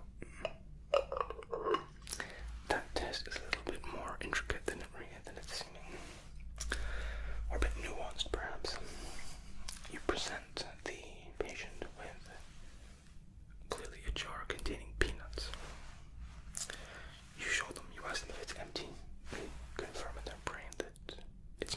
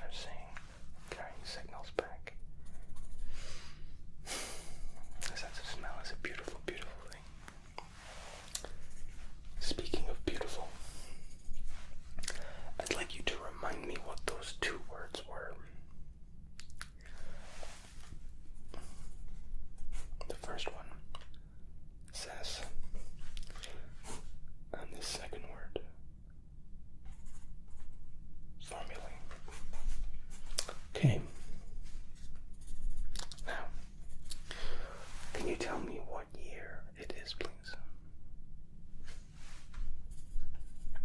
What day of the week? And the date? I don't know the date either. Get that. And what's your name? And what's my name? And what were the 2 words?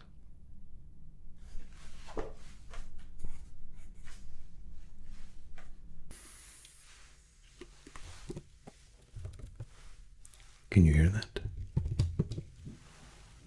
2022.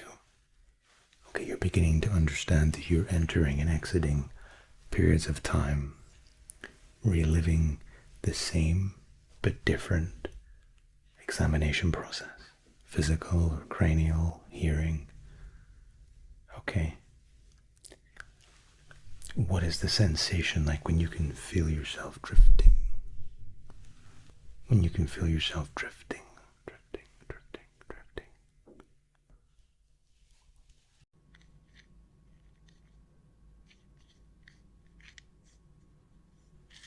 Hi.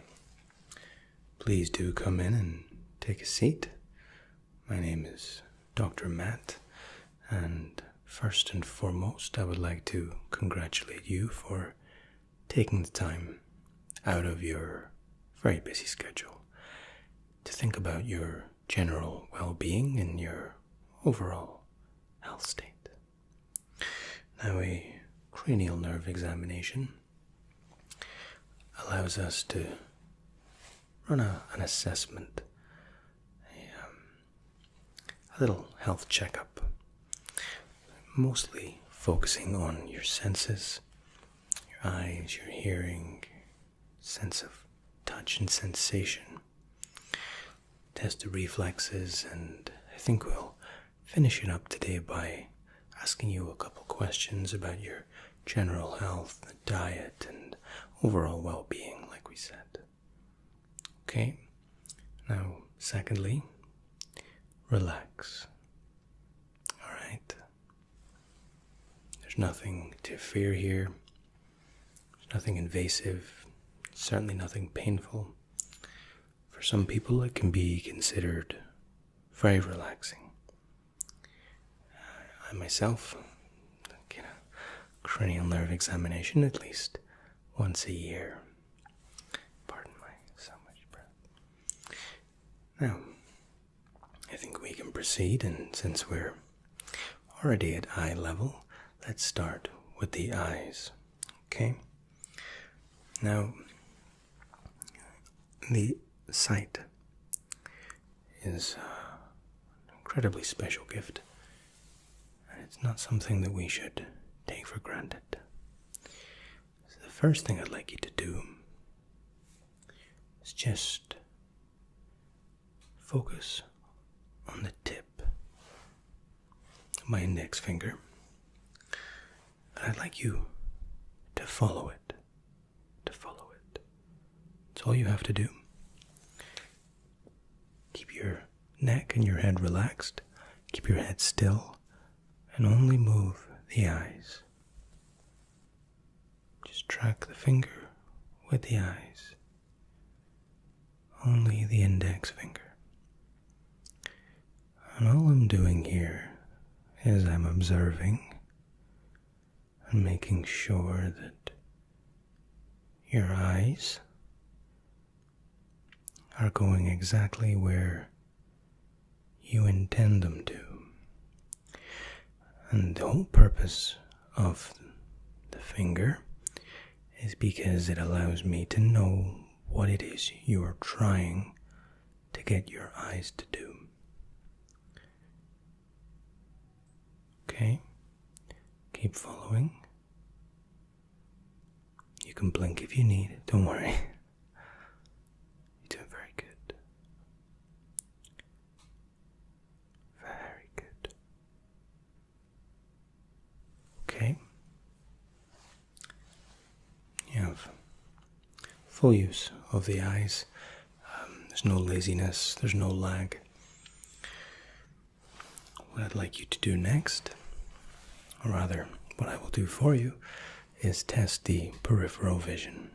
Now, peripheral vision is just the corners of the eye. So even though my eyesight and eye line is facing you, I can see here. Alright? So we want to test your peripheral vision to make sure it isn't obscured and that you have full utility. Again, looking forward. And it's important this time that you just stare at my nose. Keep looking at my nose. And all we're going to do is we're going to test. We'll start with the left, or my left at least. Tell me when my finger disappears from your line of sight. Okay? Very slowly. And it'll be a case of 1 minute it's there, the next minute, or the next second, it's not. Okay? Good. Very good. Same again, just eyes on my nose.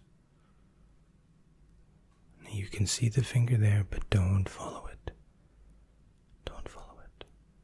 You can still see it. And that's gone. Good.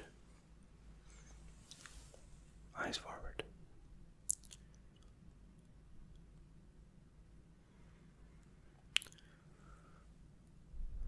Very good. Very, very good. Very good. Well done. Okay.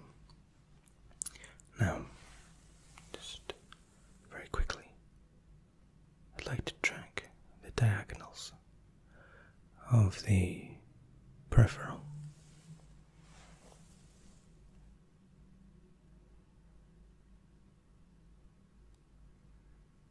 Very good. Just 2 more.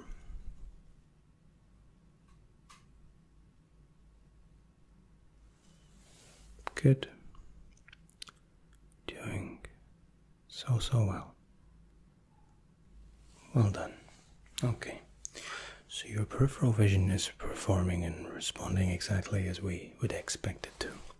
You have full field of vision, completely unobscured, which I'm sure is a relief for you. Alright. Next thing. I'm going to cover one of your eyes. Now, what we're doing here is testing the way in which your iris and your eye contracts. Our eye obviously contracts and expands to allow greater and lesser portions of light. So if we cover this eye, keep looking straight ahead, and then I remove it.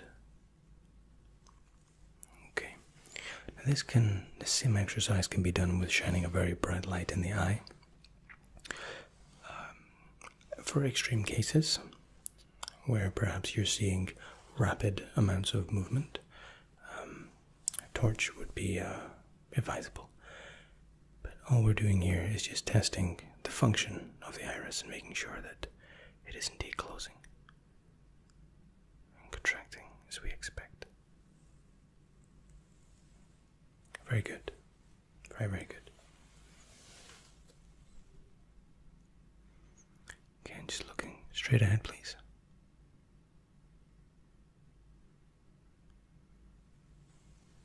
Good.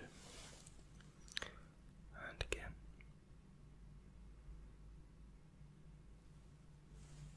Okay. Both eyes, straight forward. Cover both eyes. Okay. All right.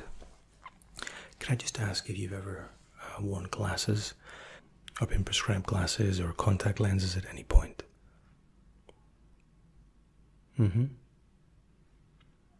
Okay, that's nothing to worry about. Your eyes retract and expand exactly as they should. There's no laziness, there's no, as I said, there's no lag in eye movement. Do you ever have trouble sleeping? tension, headaches? Understood. Okay. Perfectly happy so far. Alright? Alright. Next, I'd like to have a little listen to your heart. Okay? Now, this obviously is a test as old as time itself. And essentially, all we'll be doing is just placing the warm stethoscope into the chest and listening to the rhythm, sound of your heartbeat. Now, the reason we do this is just to make sure that it's consistent, steady, it isn't skipping beats, and it's not erratic. Alright? So, while we're at it, we'll also look at the lungs, and we can also take a moment to check out the kidneys. Okay? Okay. Now,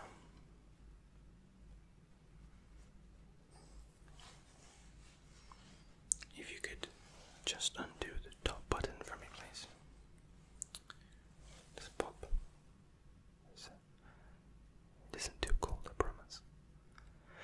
Okay, now the key here is for you to breathe normally. Okay, breathe entirely normally. Relax. Don't worry about your heart beating too quickly. Breathe. Okay.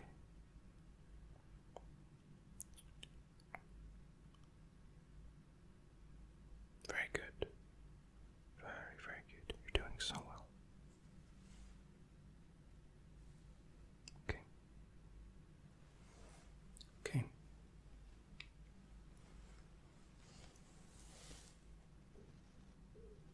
Okay. Okay. Okay. Good.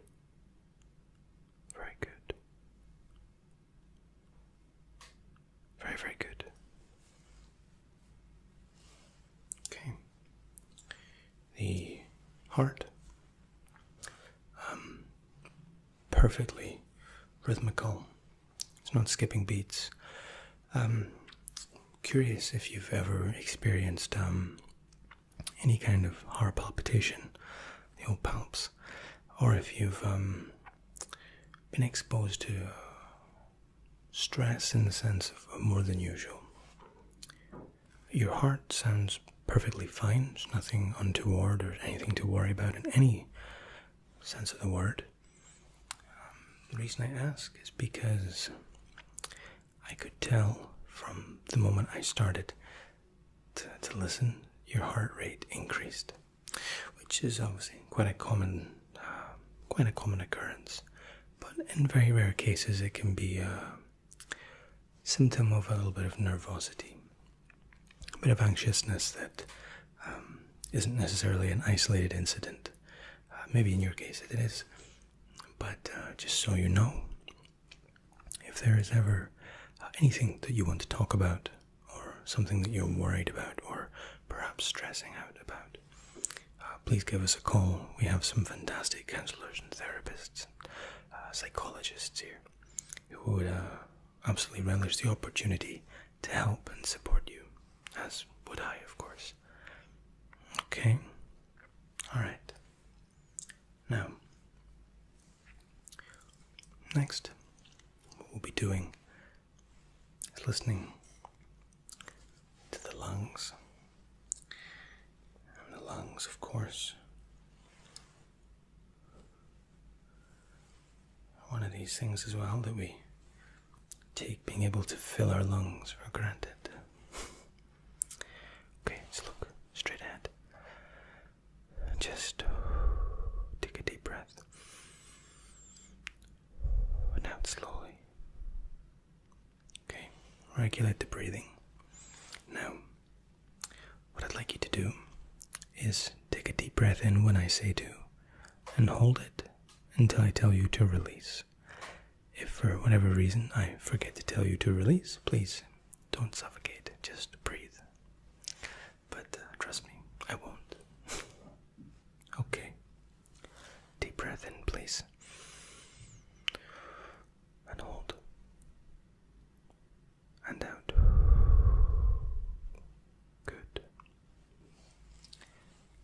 deep breath in for me again, please.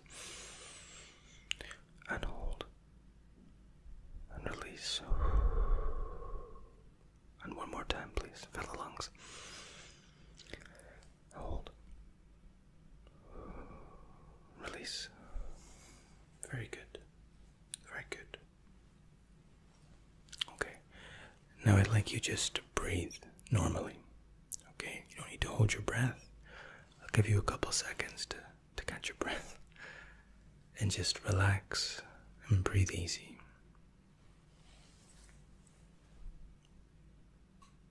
Just taking a listen again.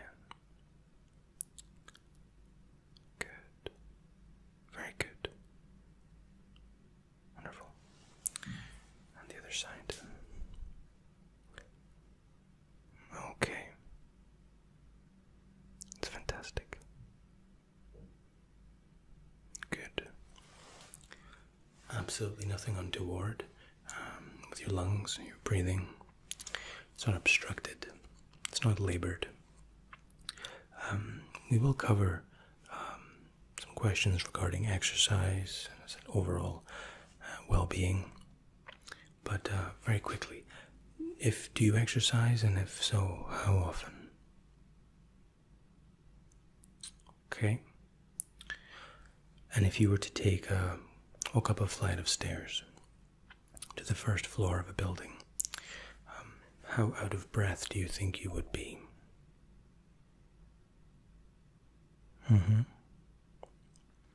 Okay. No problem at all. Okay. The next thing we're going to do is have a little listen to your kidneys. And of course, your kidneys just sit at the back of us, relatively unprotected, which is one of the reasons why we have two of them. But kidneys, again, are silent little workhorses of our body. Keep us clean and healthy. I'm just going to pop this around the back. Okay. And they do a lot of work, and we should try to keep and treat them as kindly as we can. Okay.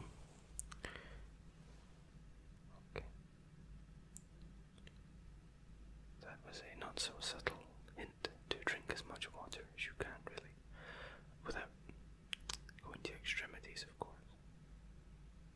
Okay. Good. Good. Very good.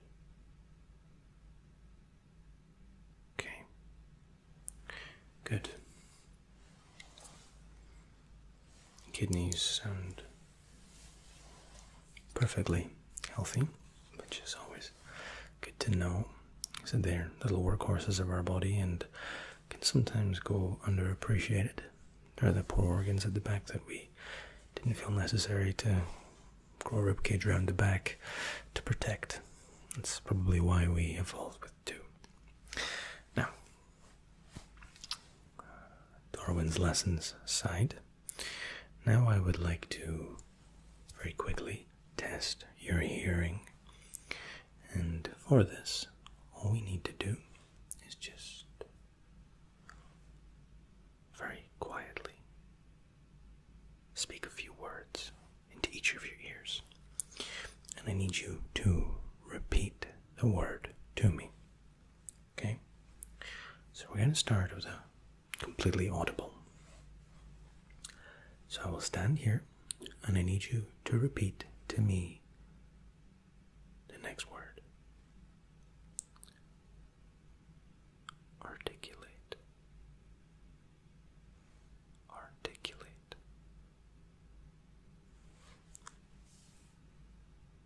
Very good.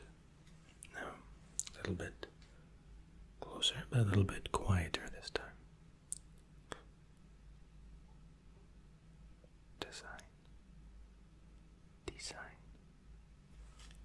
Design. Completely original and imaginative, absolutely. Okay. Third word.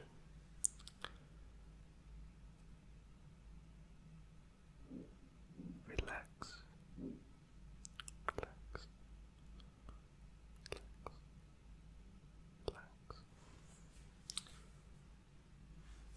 Good. Very well done. Go to the other ear. Okay. Again, louder, medium, and almost inaudible.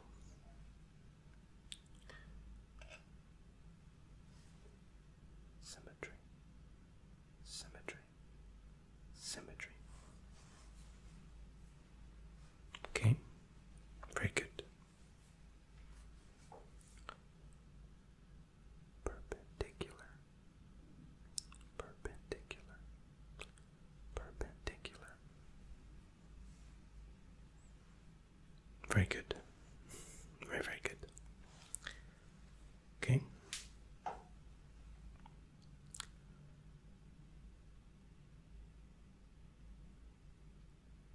Happiness. Happiness. Happiness. Good. Very, very good. Now, I'm going to make soft sounds in each of your ear. I need you to tell me which ear, which side the sound is emanating from. Okay, this is the sound. Look straight ahead. Eyes closed. Which side is the sound? Good.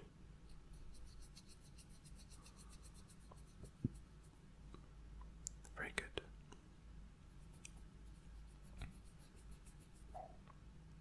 Good.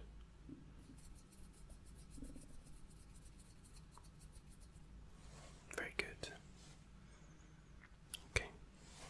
And again.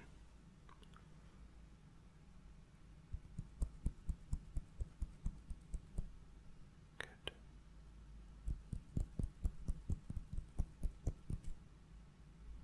Very good.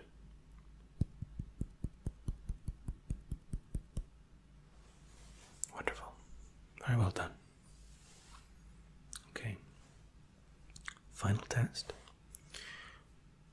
I will start with a sound at the top or the bottom. I want you to tell me whether the sound is high or low. And maybe it might be different on each side. Okay? Eyes closed.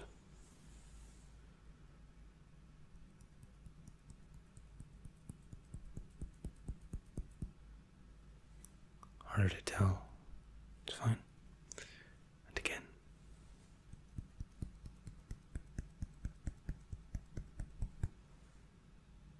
Very good.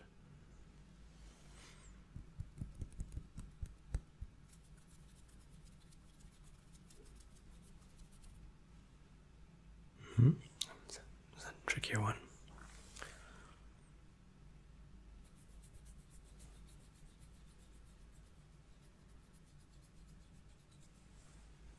Very well done. That isn't always easy, but you did very, very well. I'm very proud. Okay, I'm just gonna have a quick check in the ears with the scope and just make sure we're not looking at any blockages or any excess buildup of earwax.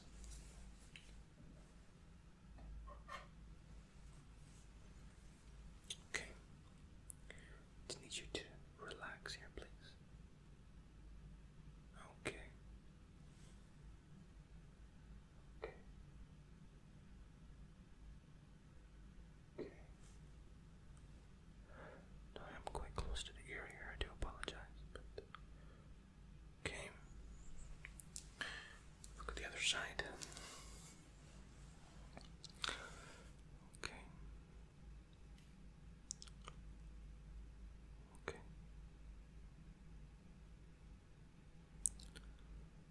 Okay, good. Very good. Very good. Okay. Excellent. Okay.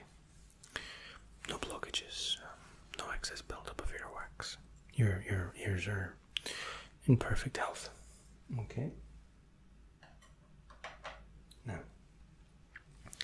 the next thing we'll be doing is testing your reflexes with a little reflex hammer. I'd say rubber dent, so it won't hurt. Alright? Now, see, the idea here is just to test that the tendons and the ligament are able to produce that kick response, that involuntary response. Okay? Now we'll start at the knees. We'll do the elbows. Okay?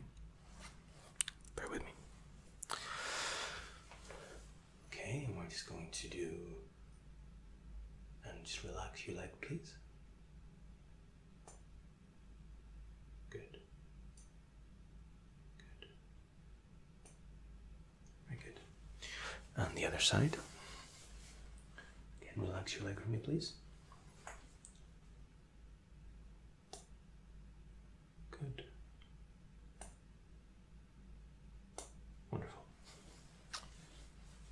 Knees are reacting exactly as they should. Full reactionary. And the elbow, please.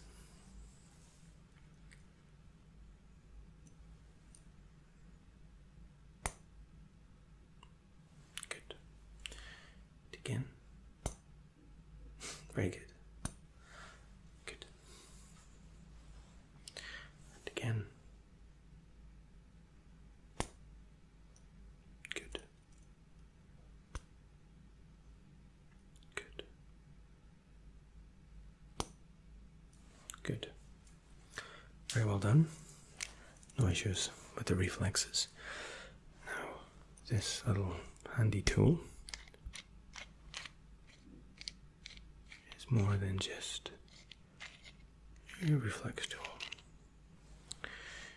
Now, these are some very fine teeth.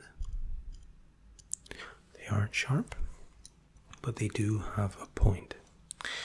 What I'll be doing is just running it across the surface of the skin, and I want you to tell me when I am and when I am not rolling it across the skin. I'm going to do it down your arm.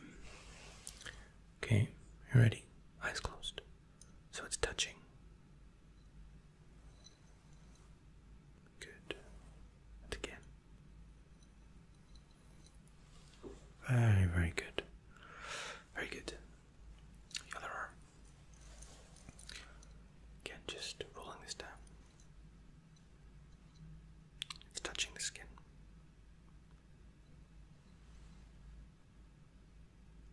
And again, it can be quite ticklish, I appreciate. Good. Very good. Do the same with the legs. Okay. Eyes closed. Good. Good. The other leg.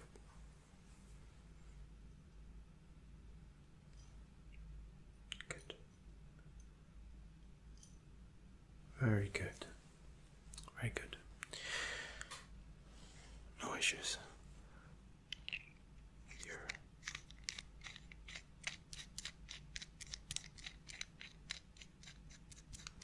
ability to sense and experience sensation on the skin. We will do one more test. This is the tool that keeps giving.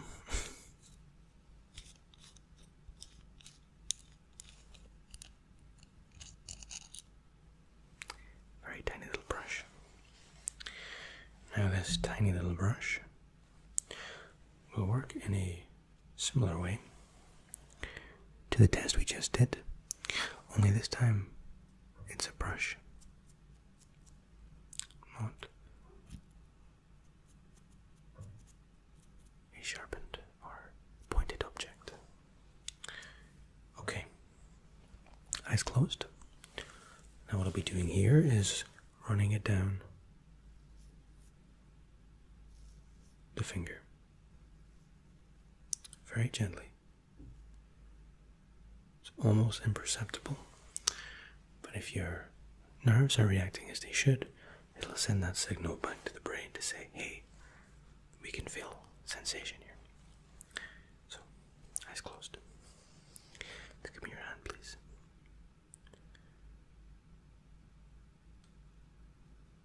Which finger was that? Good.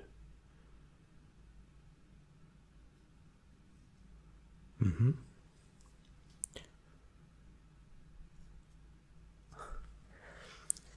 Does the thumb count as a finger? I'm not sure. Apparently it does. Okay, moving on. Next hand.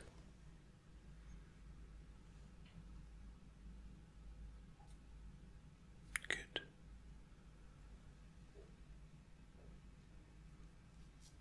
Mm-hmm.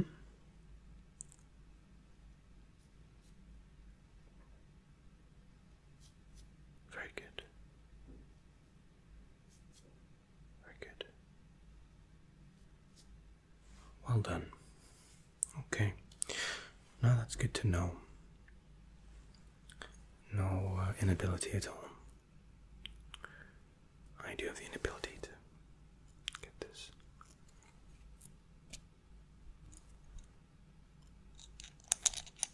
There we go. Have to excuse me one moment. There we go. Okay. Your eyes, hearing, sensitivity, heart, lungs, kidney, perfectly fine. Now what I would like to do in the last couple of minutes is just ask you a few questions about day-to-day life and your diet, just to make sure, almost as a reminder to yourself, these questions can be an opportunity to think, maybe I'm not eating as healthily as I thought I was. Perhaps I'm not exercising. Okay. So, the first thing I'd like to ask is, on a scale of 1 to 10, how healthy do you feel on a day-to-day basis? Mm-hmm.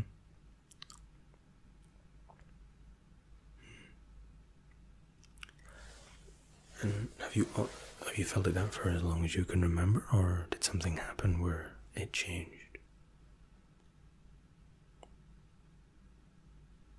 Mm-hmm. Of course, yeah. Do you exercise? And if so, how often? Mm-hmm.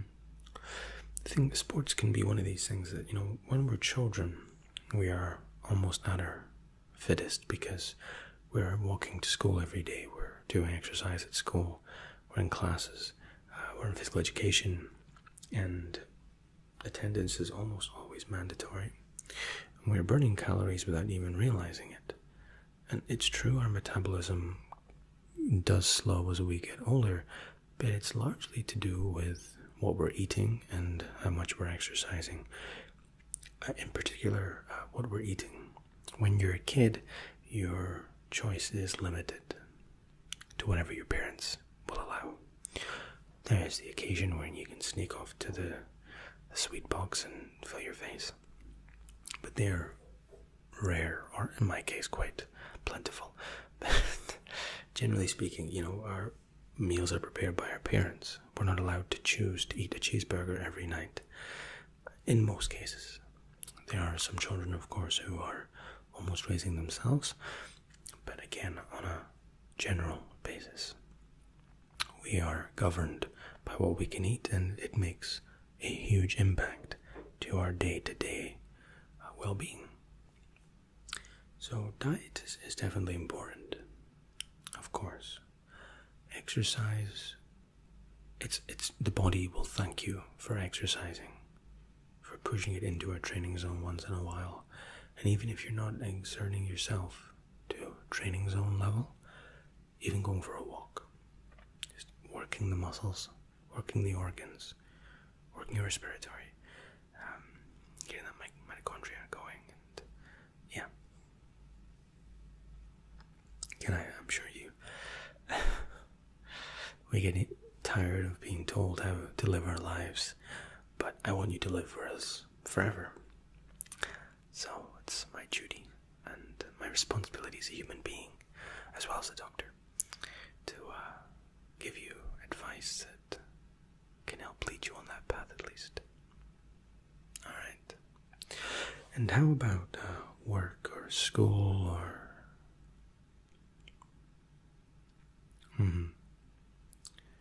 I know we mentioned kind of heart palpitations earlier, but is stress something that's quite prevalent in your life, or is it something that it's quite rare, but when it does come, it's in kind of extremities?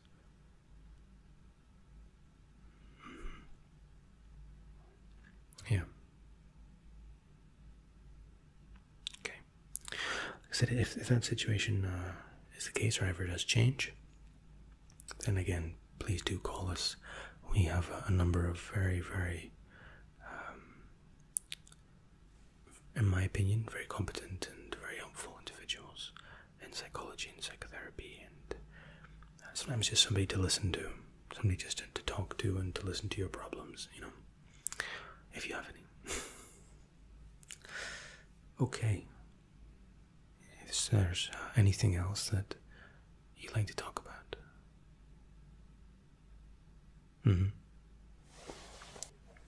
Competition can be a great catalyst for pushing us. But competition, when it's happening on an almost daily basis, is entirely unhealthy. We shouldn't be comparing, and we absolutely do, but we shouldn't be comparing our lives to anyone else's, because that's their life that they're leading. And there might always be attributes of someone's life that you think, wow, I wish this was happening to me. But our minds have a habit, and we as people have a habit of only showing the good parts, celebrating the wins, which is good. We want to see positivity. But everyone in life has problems and issues. So no matter how much money somebody has, no matter how beautiful they are, how happy they are, it doesn't mean that they don't have or haven't had issues. And it's all relative. Okay? So try not to be too harsh on yourself. And this is not turning into more of a lecture than physical examination, but live with good intentions, help people with good intentions, and it may help that a little bit.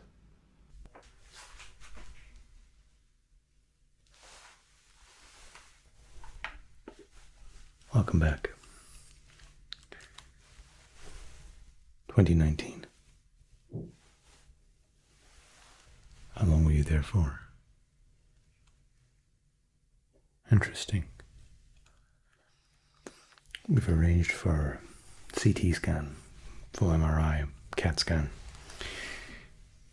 But given the nature of the injury, the risk of concussion.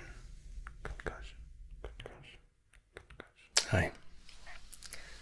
My name is Dr. Matt. It's good to see you this evening. Please do take a seat and get comfortable. We will be together for quite some time.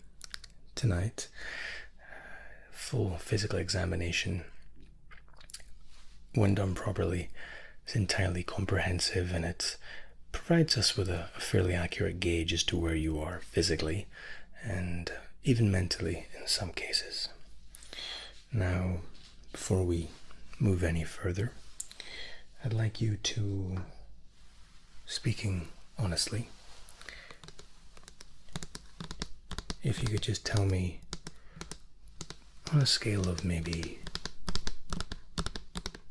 1 to 10 how you think you are feeling physically. Just sterilizing my hands.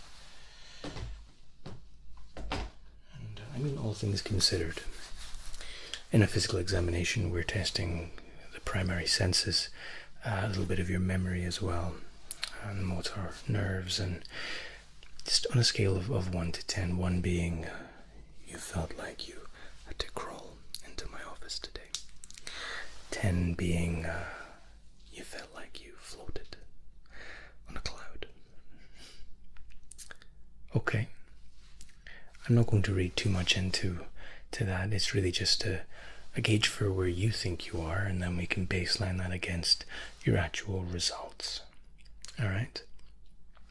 Now I'm just going to pop on my gloves. When we finalize today, I'd like to give you a vitamin C shot, just to kind of make sure your immune levels are as healthy and as boosted as they can possibly be. I myself am quite guilty for skipping on my 5 pieces of fruit once a week. It should be 5 a day. If I make 5 a week, I'm celebrating. So I like to practice what I preach, and if I can't practice it, I'm not going to sit here and lecture my patients. Okay? It is important to get your fruit and veg. Sometimes we live quite a hectic life, and these booster shots, vitamin C in this case, is a nice to have. Okay? So, I would like you to relax. And a lot of people find physical examinations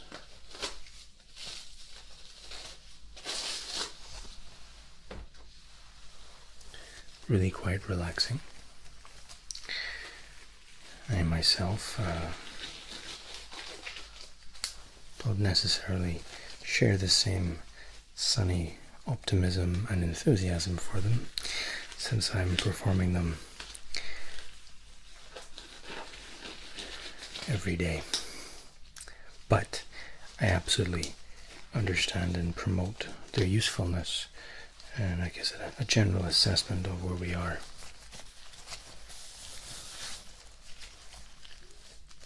Okay, we're good.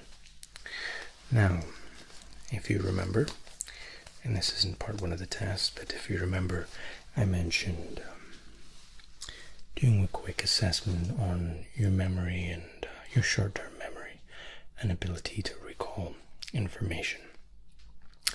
Now, I'd like to put you at ease, because some people feel a little bit on edge the moment we think we're going to be tested or marked up or down in some way. So I actually scored 0 of 3 in my last memory assessment as part of physical examination. No immediate conclusions can be drawn from these. We all have off days. We all have times when we're feeling our mind is perhaps elsewhere. Okay? But I'm going to give you 3 words. Okay? 3 words. Specifically, it's 3 ASMR creators, and I'd like you to recite them at the end of the examination. If you remember all 3, your assessment today will be entirely free of charge. If you get 0 of 3, I regret to inform you it will be entirely free of charge. Okay. First name. GB ASMR. Could you repeat that? Good. Zeitgeist ASMR. It's actually ASMR Zeitgeist, but okay. Crinkle Lovin' ASMR. Try and commit them to memory. Okay, GB, Zeitgeist, Crinkle. Good. Okay. Now we just have to not think about it too much. Don't try replaying the names in your head. Let it go. And we'll test that ability to recall at the end of the assessment. Alright? Good. Now, first thing I'd like to get started with, I'm just going to pop in the stethoscope. And it's like a little listen to the heart and the lungs. grab your top button for me, please.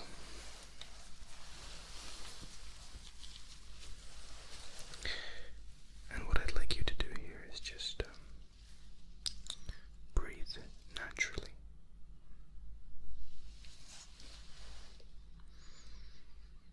Good. Very good. Now I just would like you to take a deep breath in through the nose, out through the mouth, into the nose, out through the mouth. Okay. Just stepping to your side a little bit here.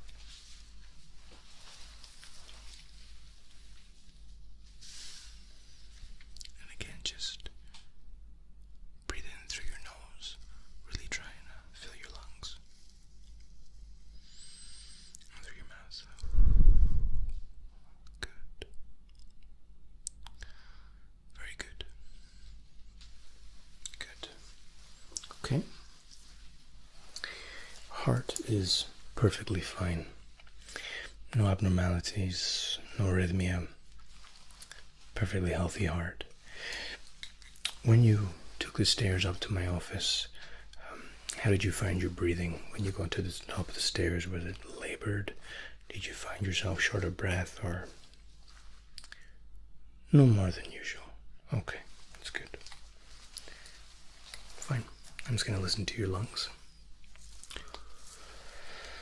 And again, just breathing naturally to begin with, please.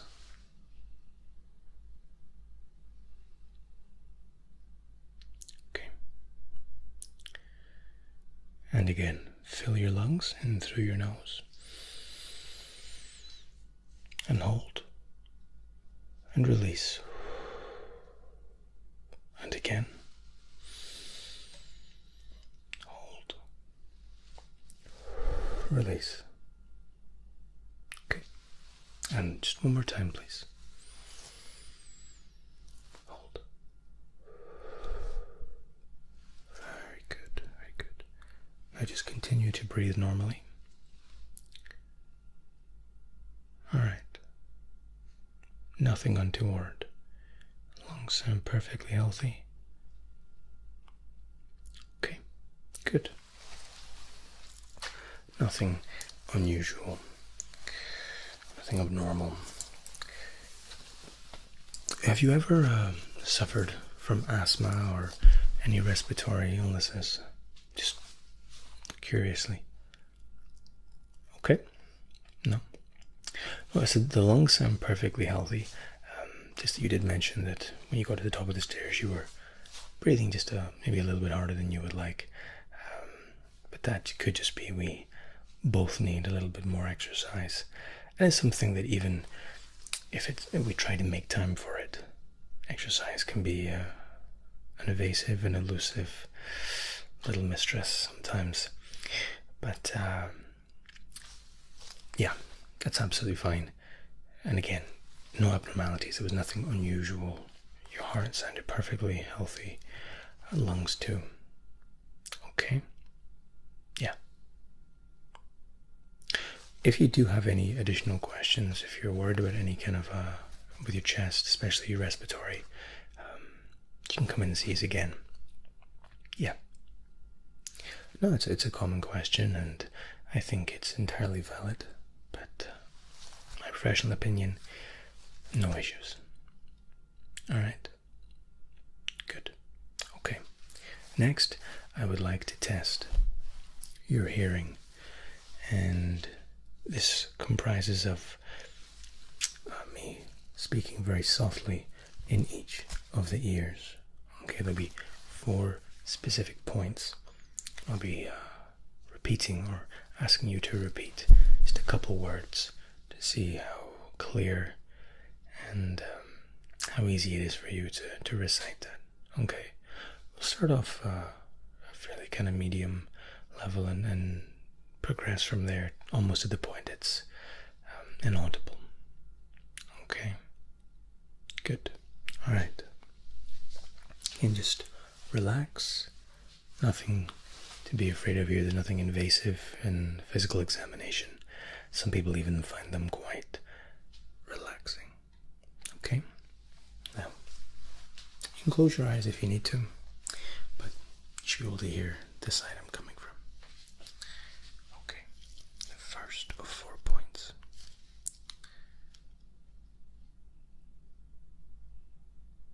Road.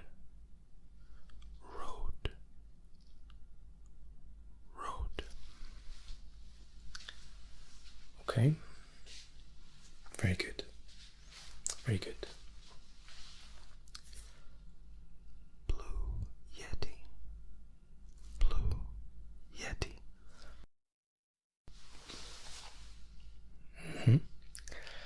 Glad to see you know your microphones. Sure. Okay. Next position.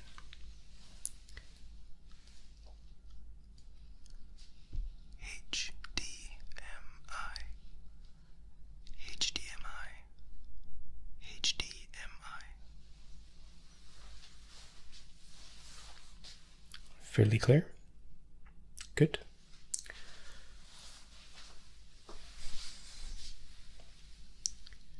VCT 668. VCT 668.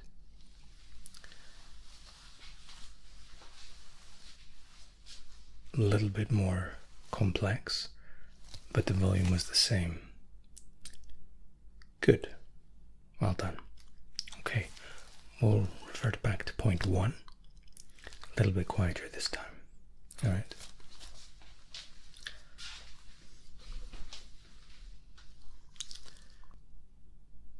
Head, rack, head, rack, head, rack, head, rack.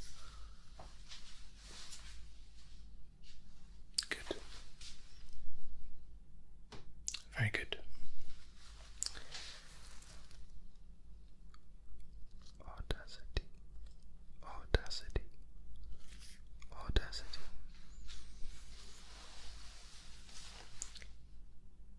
Very good. Now, some of these words might have absolutely no meaning for you in the real world. Even if you aren't sure what they are, you're just literally repeating what you hear. Okay? They could be nothing for all you know.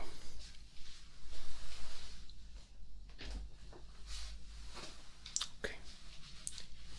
Third position.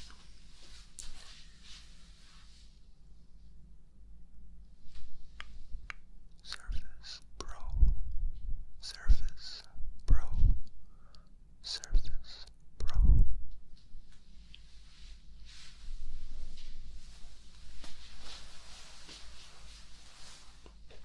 A little bit harder this time. Okay. This is the second round of 3. All right. The last 2 points are definitely the hardest.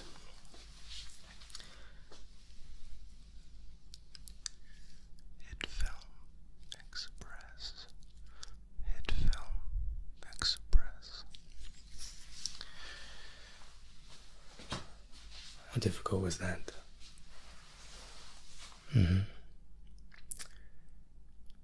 All right. Well done. Now the third and final phase is difficult. If you can't recite any of these, don't leave my office today thinking that you have an issue with your hearing. Okay, because if you're hearing round 2 fairly well enough, even the last 2 points, you'd be forgiven for not making that out perfectly clearly. In some cases, not even hearing it at all. But the third round is really just an opportunity to flex, to see how crystal clear our hearing really is. And given that almost all of us listen to extraordinarily and unnecessarily loud music almost every day, you'd be forgiven for hearing 0-4 from the third round. All right? Good. Okay.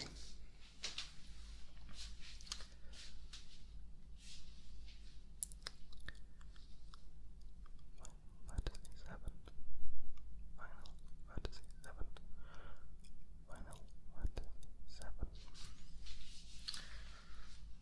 did you think that was?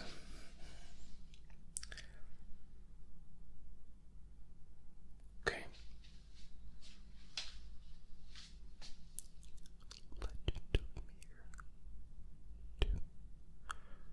Legend of Mir 2. And second. Okay. Point 3.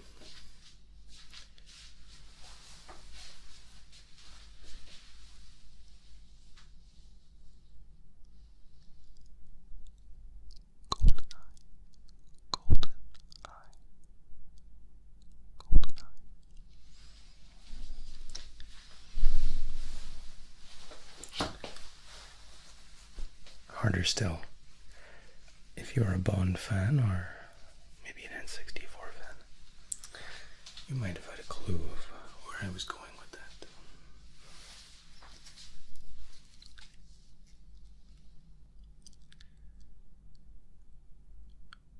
Diablo.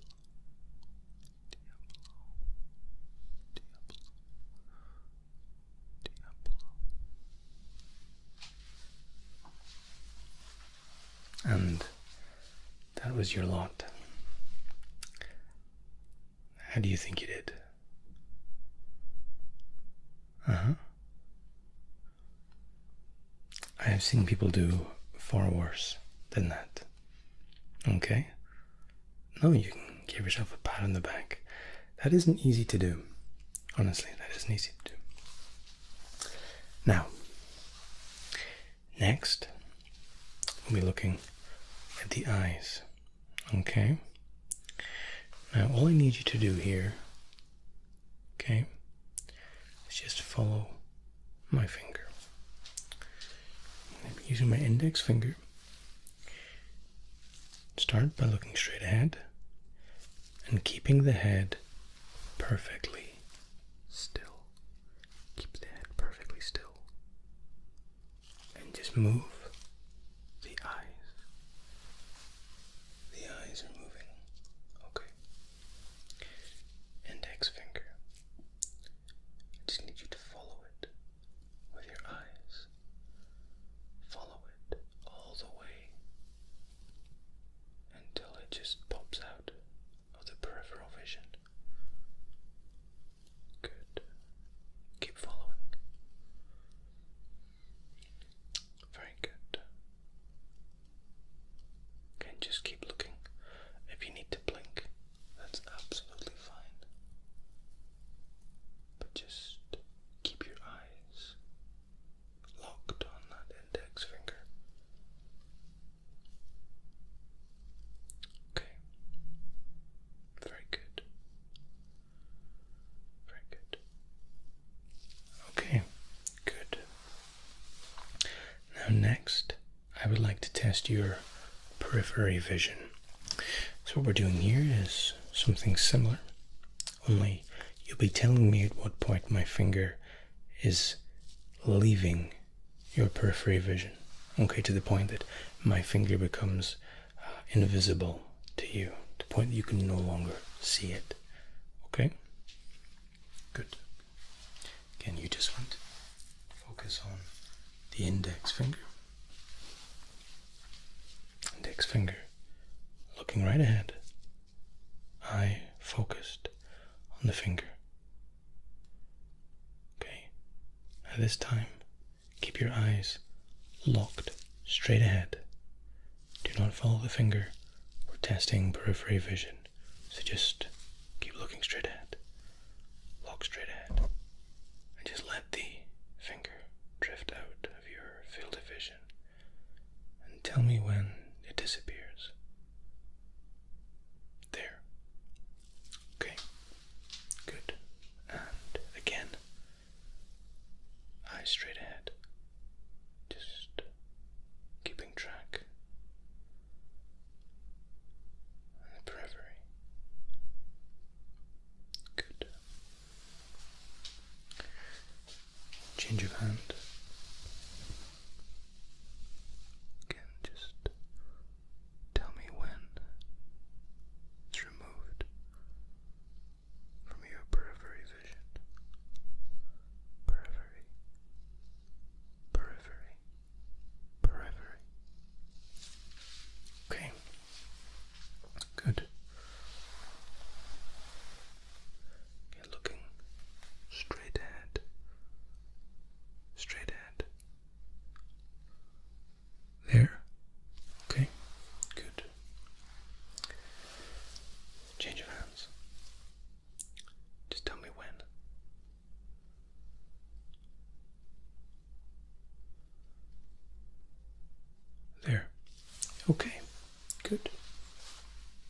nothing untoward.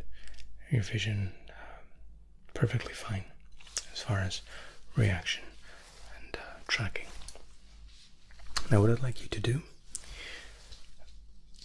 close your eyelids quite tight, scrunch them a little bit, not uncomfortably so, but really just squeeze your eyes shut. And I want you to hold it like this until I tell you to open them. Now the light might be a touch bright when you open them, but all I'm going to be doing is measuring the refraction of the iris itself and the pupil. Open your eyes. Good. And squeeze them shut again, please. And open. Okay. All I was doing there was just measuring how your light is entering the eye and how your eye is reacting to the availability of light. It's contracting and retracting exactly as we'd expect it to. Okay, nothing untoward. What I would like to do, eyes straight ahead, similar to the periphery vision. It's an extension, but in this time, instead of removing something from the vision, I want you to tell me how many fingers you see in your periphery vision. Okay? Again, eyes locked forward, not moving the eyes in this case. And just tell me how many fingers you think you see. Good. Very good.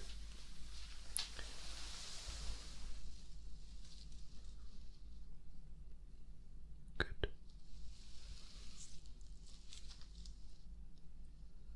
Good.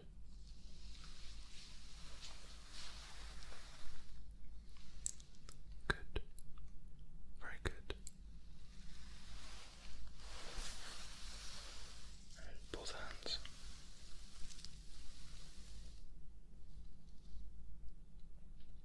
Very good. Well done. Very well done. And just one more.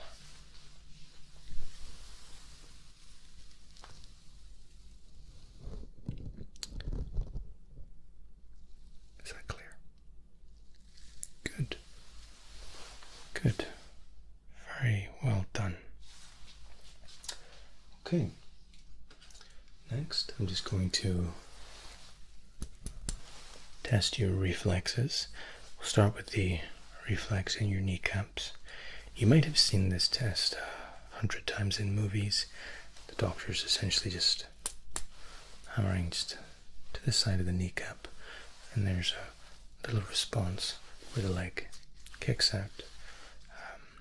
This is entirely involuntary, but just striking forces an automatic reaction, again an involuntary response.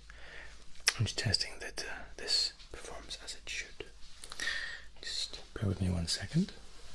Yeah, you don't need to hold your legs, your chin leg up. Just good, good, and just hold still. Fantastic. Other leg. Good.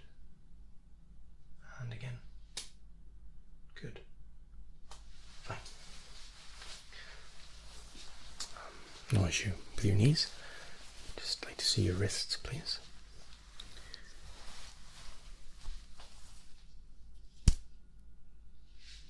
Good. Other wrist, please.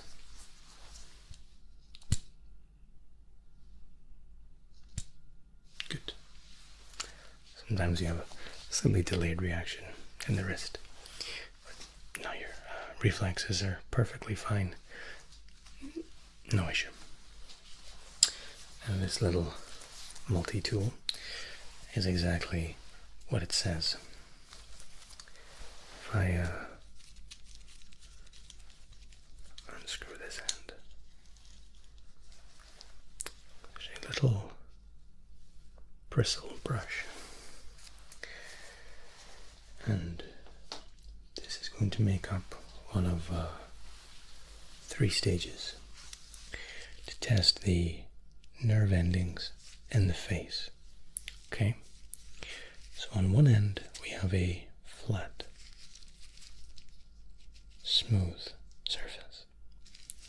The other end we have a bristled brush. Now, without even experiencing either sensation, your body will be able to identify which is which. This is mostly calling for memory, and your motory nerves are carrying that signal to tell you what it is exactly that you're experiencing. So, eyes closed, please. And we'll start. I'm just placing this onto your forehead, giving this the slightest indication. Good. And we'll work this around the face, testing different nerves. Okay. Good. And again. Very good. Just moving down to the jaw. Very good. I'm just going to step to the side here a little bit. And now this time the flat end of the bristle will be placed just above the ear. Okay. Just above the ear.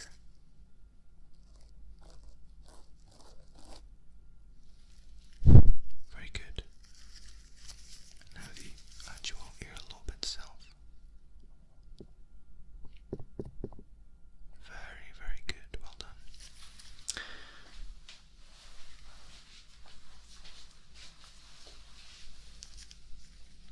And again, top of the earlobe. Bristle, well done. And the lobe itself. Good. Very, very well done. Passed that with flying colors. Not that there was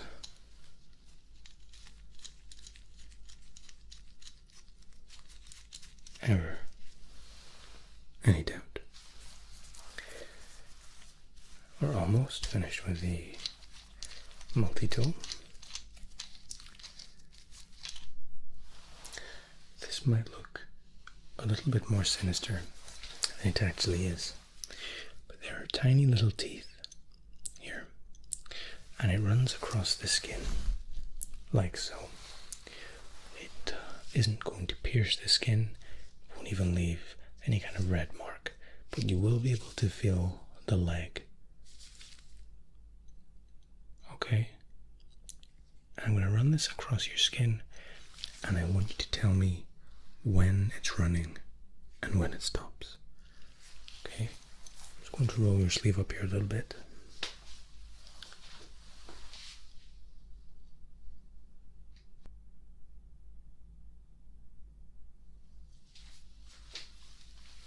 Okay. Rolling your sleeve up. Okay, please tell me when you can feel the little teeth rolling across the skin. Okay, good, that's a start. There. Okay, good. And again.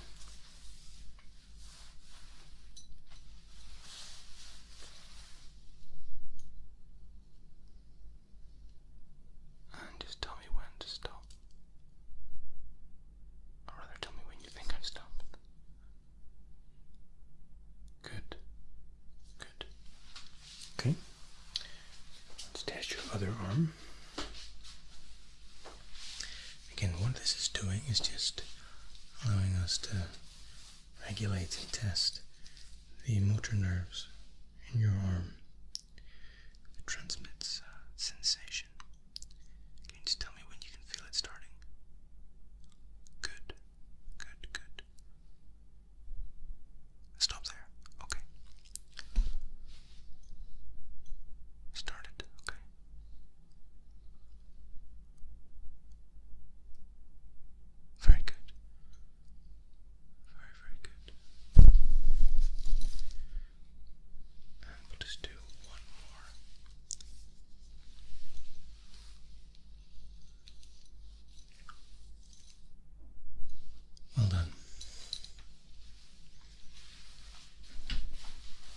Very, very well done.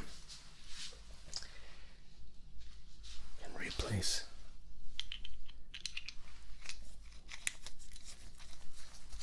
my cap.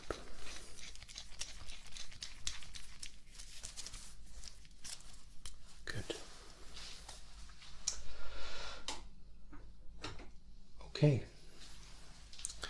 Now what I'd like to do next is test your strength, your core strength of the body. And this isn't which one of us is stronger. I'm sure you would win hands down. But what I'd like you to do, I'm going to place my palm onto yours, and I'm going to try to push your fingers back. I want you to make sure you don't let me push.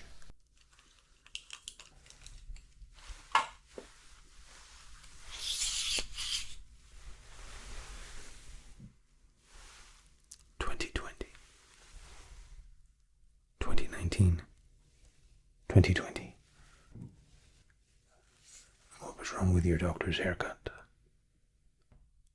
Interesting that you were there for almost an hour and that's the first thing you relayed back to us. Interesting. While you were between states, we took a full scan, your brain, body.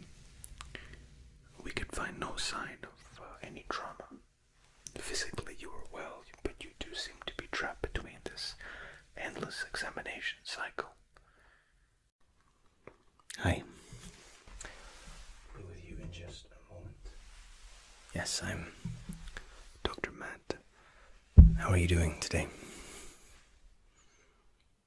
Okay. It's the full physical examination. It's fantastic and you're right on time. It's always welcomed. Yes. Okay, let me just start by popping on my gloves. And I'll outline the structure of our examination today. So, a physical examination consists of verifying that our primary senses and our motor nerves are functioning as they should. So we'll test the eyes, the hearing. Exactly. Yes. We'll test the right down to kind of the reaction of your nerves in your knees. Correct. We'll also check the sensitivity of your skin to make sure that your body's able to interpret pressure and, again, that sensitivity correctly. Okay? So I encourage you to relax. It's an entirely invasive-free procedure. Yes, there's nothing to worry about. As I said, it's your hearing. Yeah. We'll start with your eyes and we'll move from there. Okay? I'd also like to get an outline towards the end of the examination in regards to your health and your general lifestyle and your approach to nutrition. Okay? Fantastic. All right. Now, we actually use this to inspect the ear, but it has a handy light. Now, all I would like you to do here is just to follow the light. Okay? I'm going to cover one of your eyes. Okay? Look straight ahead. Okay, straight ahead. Don't look at the light. Look straight ahead. Okay. Okay. Okay. Good. Very good. Let's check the other eye.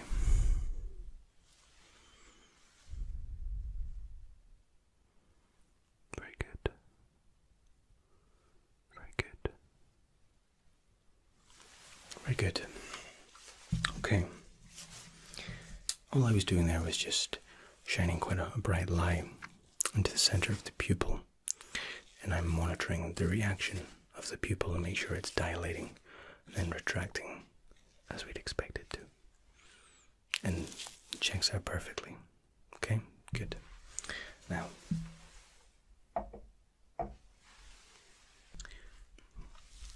the next part of your eye examination is a little bit more extensive. And this time, I would actually like you to just stare at my nose. Okay.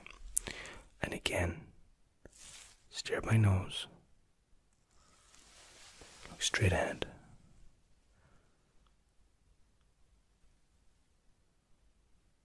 Okay. Now all I'm doing here is just interfering with the light that's being fed into the iris.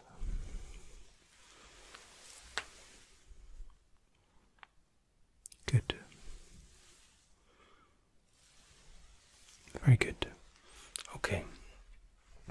While still focusing on my nose, what I would like you to do is just, again, while looking straight ahead, tell me how many fingers you can see in your peripheral vision.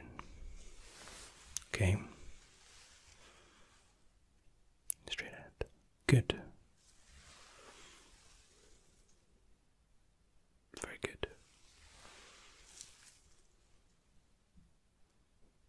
Good.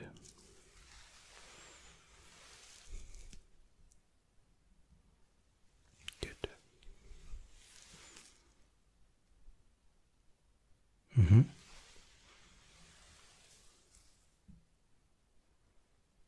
Very good.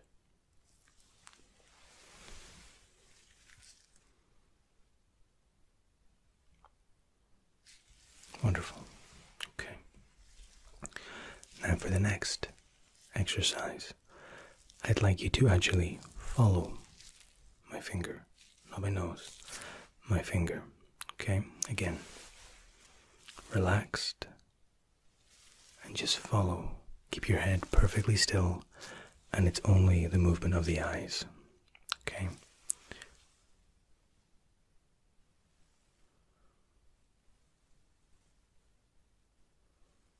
Very good.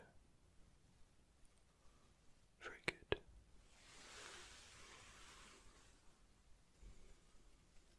Mm-hmm. Back down. Okay.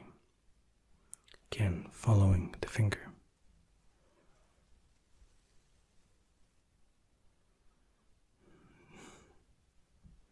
Wonderful.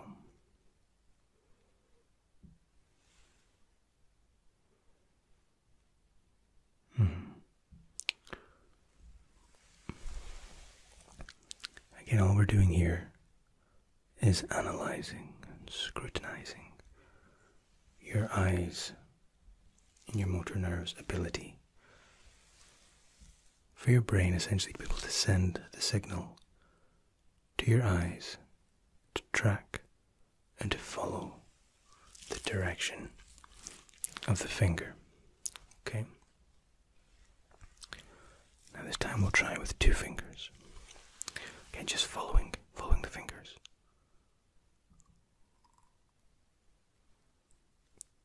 Very good.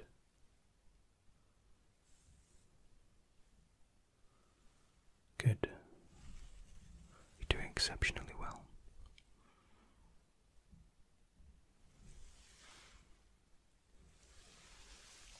Okay.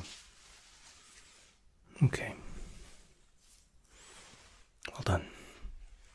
Now, I'm just going to have a quick look in each of your ears.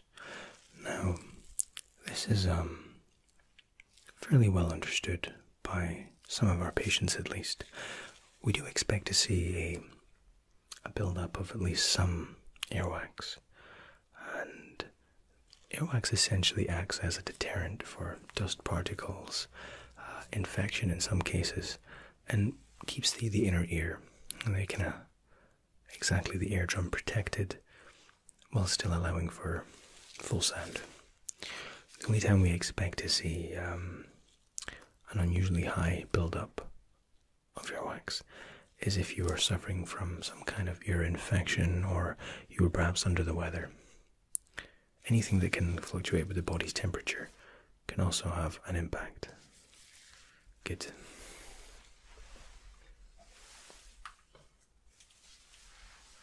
So again, I'll just be stepping to each side. Okay, just relax.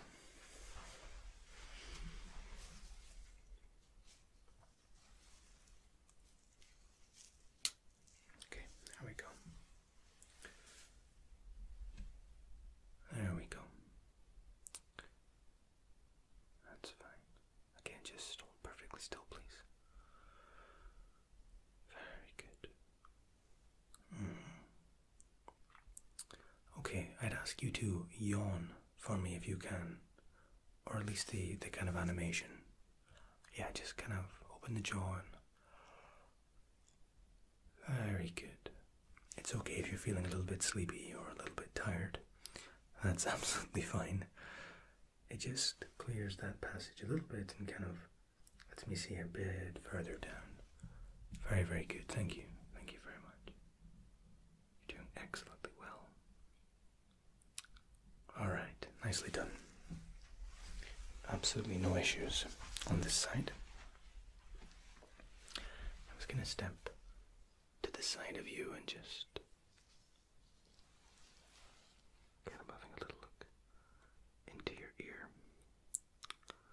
And again, no immediate issues, no contusion. Wonderful.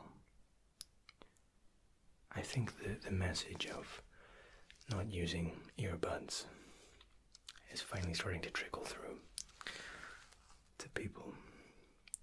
Yeah, these are notorious for actually pushing large buildup of wax further into the ear, which of course is not what we want. Again, I would ask you just to yawn for me again, please. Very good. Okay, I'm just having a little look.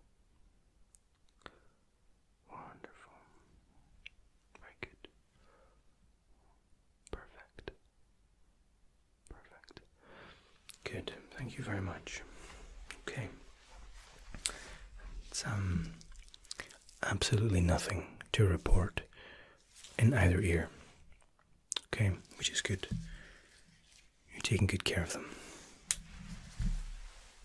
I think about 5 months ago, I think you were with our audiologist. Yeah. I don't see the resemblance personally, but I get that a lot. I think he looks younger than I do. Maybe it's the beard. Perhaps. Okay. Now, next, I'd actually like to measure the heart. And we do this for several reasons.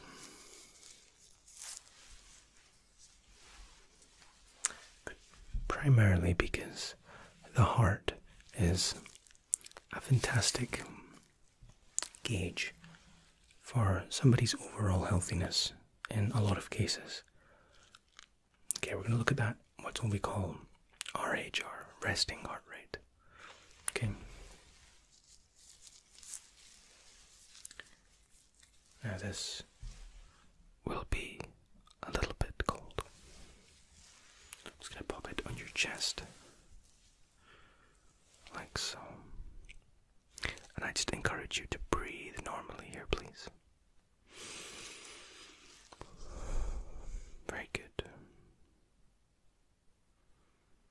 Okay, you have a strong heartbeat. It's not erratic in any way. Okay. Very good. Okay. Good. Now, since we have the time, I'd like just to take a couple of minutes to again listen to the kidneys. And all we're listening for is any kind of abnormalities. I certainly don't expect to find anything because you're in perfect state of health, and this is just a routine checkup. But if we have the time, which we do, we like to offer the most thorough service possible. And this isn't standard procedure for a physical examination, but we like to go above and beyond. I'm just going to pop this around your back. And again, I'm just resting this just above your waist. To the side, exactly. Okay. Again, no issues there. There's no kind of good, no echo, no. Very good. Third time. Third and final time. Okay. Good. Very good.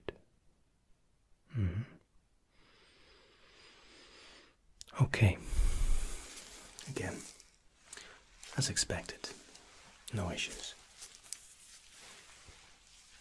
Heart. It sounds healthy. It's regular. No echo, no sign of, you're not skipping beats. Have you ever felt what we call heart palpitations? You could be walking into a room, you could be sat doing nothing, and all of a sudden you'll feel your heart beating 3-4 times as fast, almost as if you've just run a marathon.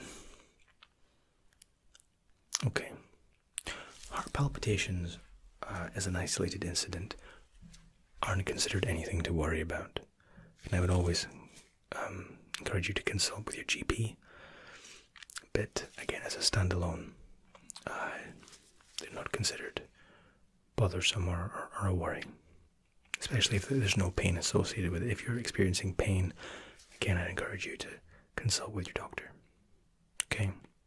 Good. Alright. Now the next little test. This blunt object against this, well, sharp but not uncomfortably. It's not. It's serrated but not sharp. And what will happen, we will press one end onto the skin, like so.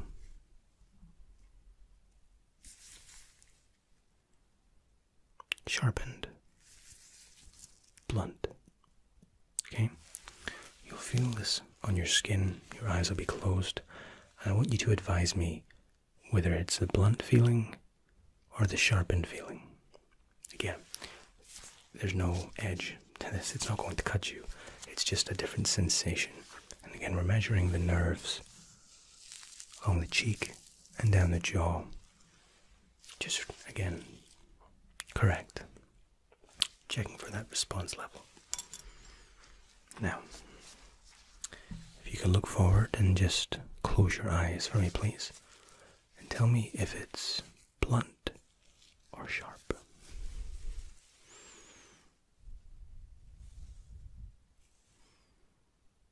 Good. Good.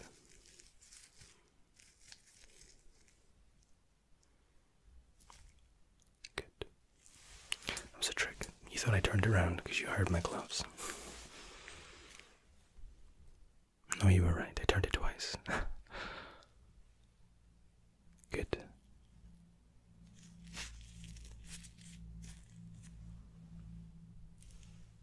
Very good. It's your forehead here. Good. Mm-hmm. Mm-hmm. Wonderful. No issues there whatsoever. 100%. Glad to hear it. Okay. Now the next one is a slightly newer addition to our testing cycle, and this brush allows us to measure, again, a response between the epidermis, the skin, and your brain. Now, if you feel this, a softened bristle brush running against your skin, say brush. If you feel the wooden end on the skin, just say wooden end. Okay? Brush. Wood. Alright. So I just need your arm. Perfect.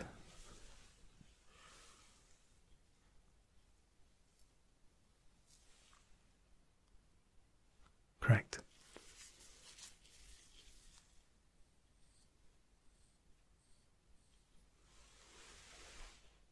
Correct. 2 more. In no particular order.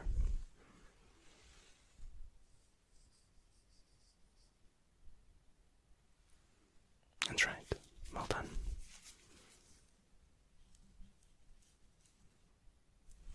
Well done.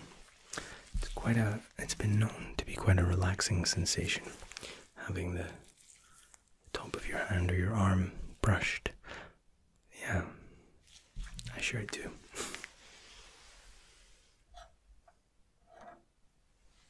Okay, now,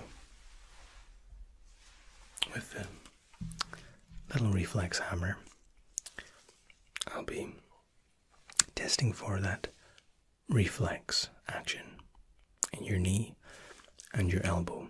It should be an involuntary response to a stimuli, to a very specific point. Okay? It's just a little hammer. Again, there'll be no pain whatsoever. It's just a reflex. So, don't mind me here. Okay. I'm just going to extend the leg and just give it a little tap. Good. Again. Well done. Fantastic. And the other leg. Just extending that leg out. Good. And one more. Very good. Let's, again, knees are reacting exactly as they should. I will test the elbow. Again, similar test as what we just did in the knee. So I take the hammer, I'm going to extend the arm and just give it a little tap. Okay? Ready? Good. 2 more.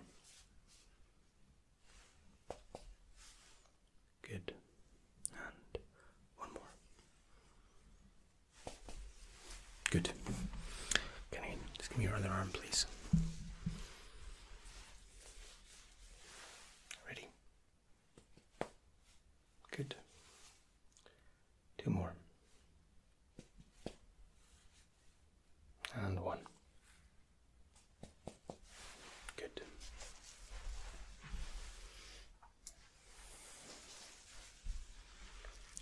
Again, given your age and your overall health and well-being, you've passed with flying colors. Eyes are responding as they should. Yeah, there's no contusion, no blockage in your ears. What I would like to do before we move on to the nutritional survey, I would just like to do a very quick test on your ears. Again, if you could close your eyes, I'd like you to repeat the word that I'll whisper in each ear. Okay?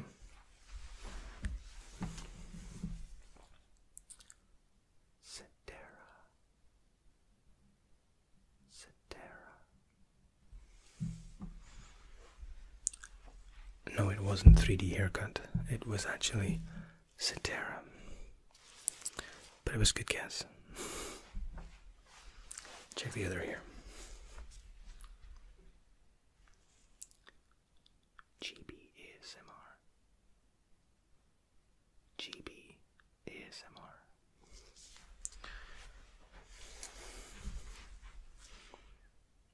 Good. Well done. She is the best. Okay. Now, we've done the physical examination.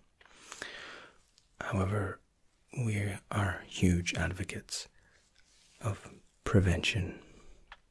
Infinitely better in every way, more economical, happier, easier than cure.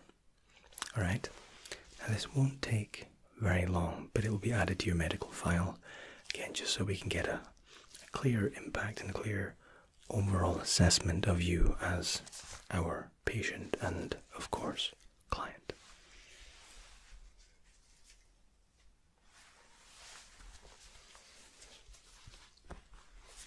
Okay.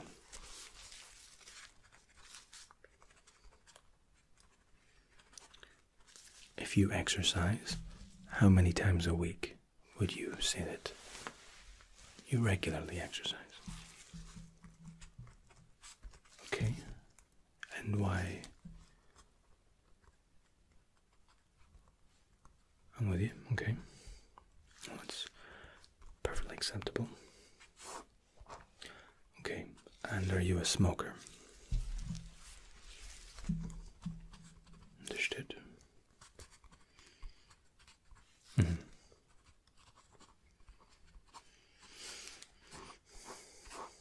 Oh, really? No, it's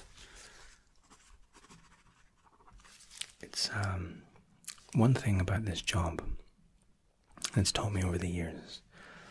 You can never, ever, ever judge a book by its cover. Ever. Okay. And are you working currently? Okay. And in the times that you are, what do you think your stress level on average would be? Between one being stress-free factory, a 5 being, please somebody send me to Barbados before I kill my coworker. Okay. And how often do you find that occurring, those kind of high points of stress? Okay. Alright. Yeah. No, again, I can understand that. Alright. What would a typical week look like in terms of diet? Do you think you have an acceptable diet? How often are you eating veg in a week? Fresh vegetables, yes. Okay. We can always do better.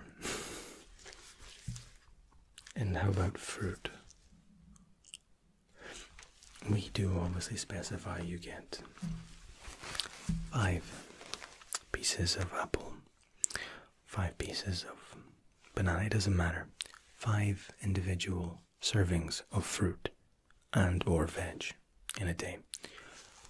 If I could advise to that level of specifics, I would encourage it to be green vegetables. They're full of iron, they're healthy, nutrition, and they don't have the sugars that the fruit has. And not to suggest for even one moment that fruit is in any way unhealthy for us. Fructose is completely natural sugar, and the body deals with it very well. But from an overall calorie standpoint, getting in those green vegetables is certainly a recommend. Yeah. Okay. And do you remember the last time you fell ill? And when we say ill, we can mean the common cold, flu, tonsillitis, any kind of thing that had you bedridden, for example. Or at least that feeling that you didn't want to get out of bed. Okay. Yeah, I believe there was quite a lot of it going around. Yes.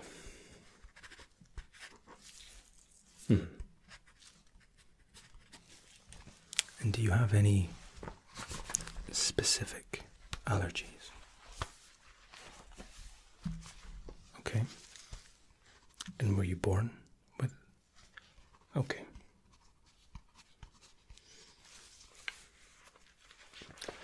Allergy identification can be quite fickle, and it's quite difficult to master. We can develop intolerances at any point in our entire lives. Right from when we were born right till the day we die, we can develop an intolerance for food. And in some cases it's less than intolerance, it's more of the body just deals with certain food groups in a better way. And it's not even a rule that can be applied to all humans, because our metabolisms are entirely different. The way we, again, deal with certain food groups varies from person to person.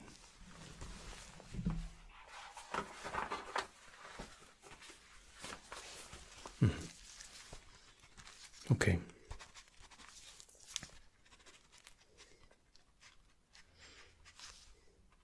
And when were you last at your general practitioner, your doctor?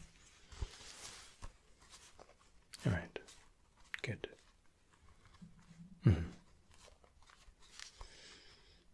We saw you with the audiologist 5 months ago. When did you last have your eyes tested? Okay, you're due a checkup. If you like, I can actually have an appointment scheduled for you the next couple of weeks. Sure. Definitely do that.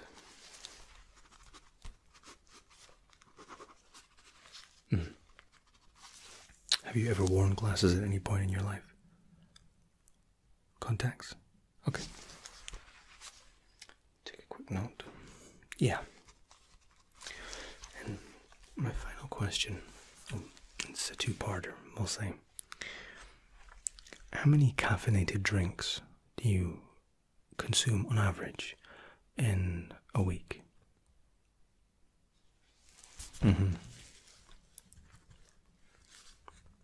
Okay.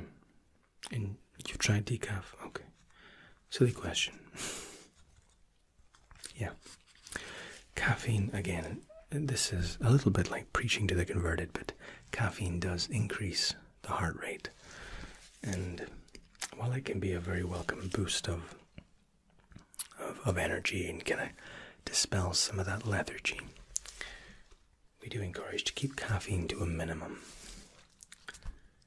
It's a stimulant that the body we don't want it to become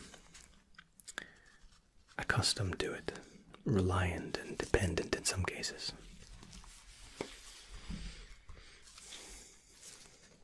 Yeah, understand. Okay, my final question is, what does your sleeping pattern look like? How many hours do you think, on average, sleep do you get per night? Okay.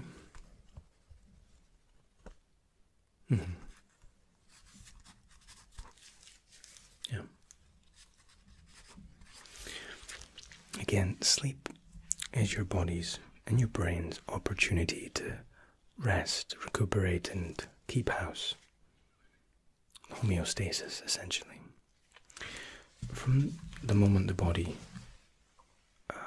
is conceived to the moment we die, the body is always just trying to keep house, maintain order. We build and replace billions of cells in even a single day. And part of that restorative process, not all of it, happens during our sleeping cycles.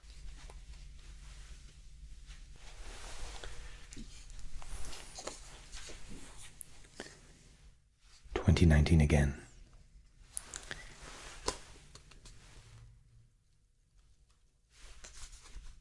Where did you get this?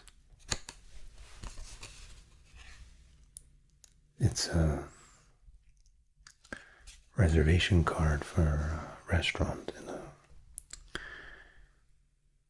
hotel, Burj Al Arab, in the Middle East. You didn't have this on you before. Where did it come from? It makes no sense. You were wearing medical robes. Why a reservation card? You endured almost 4 hours of examinations, or reliving experiences, or experiencing for the first time on a different plane of consciousness. I'm not sure, but this is physical. This makes less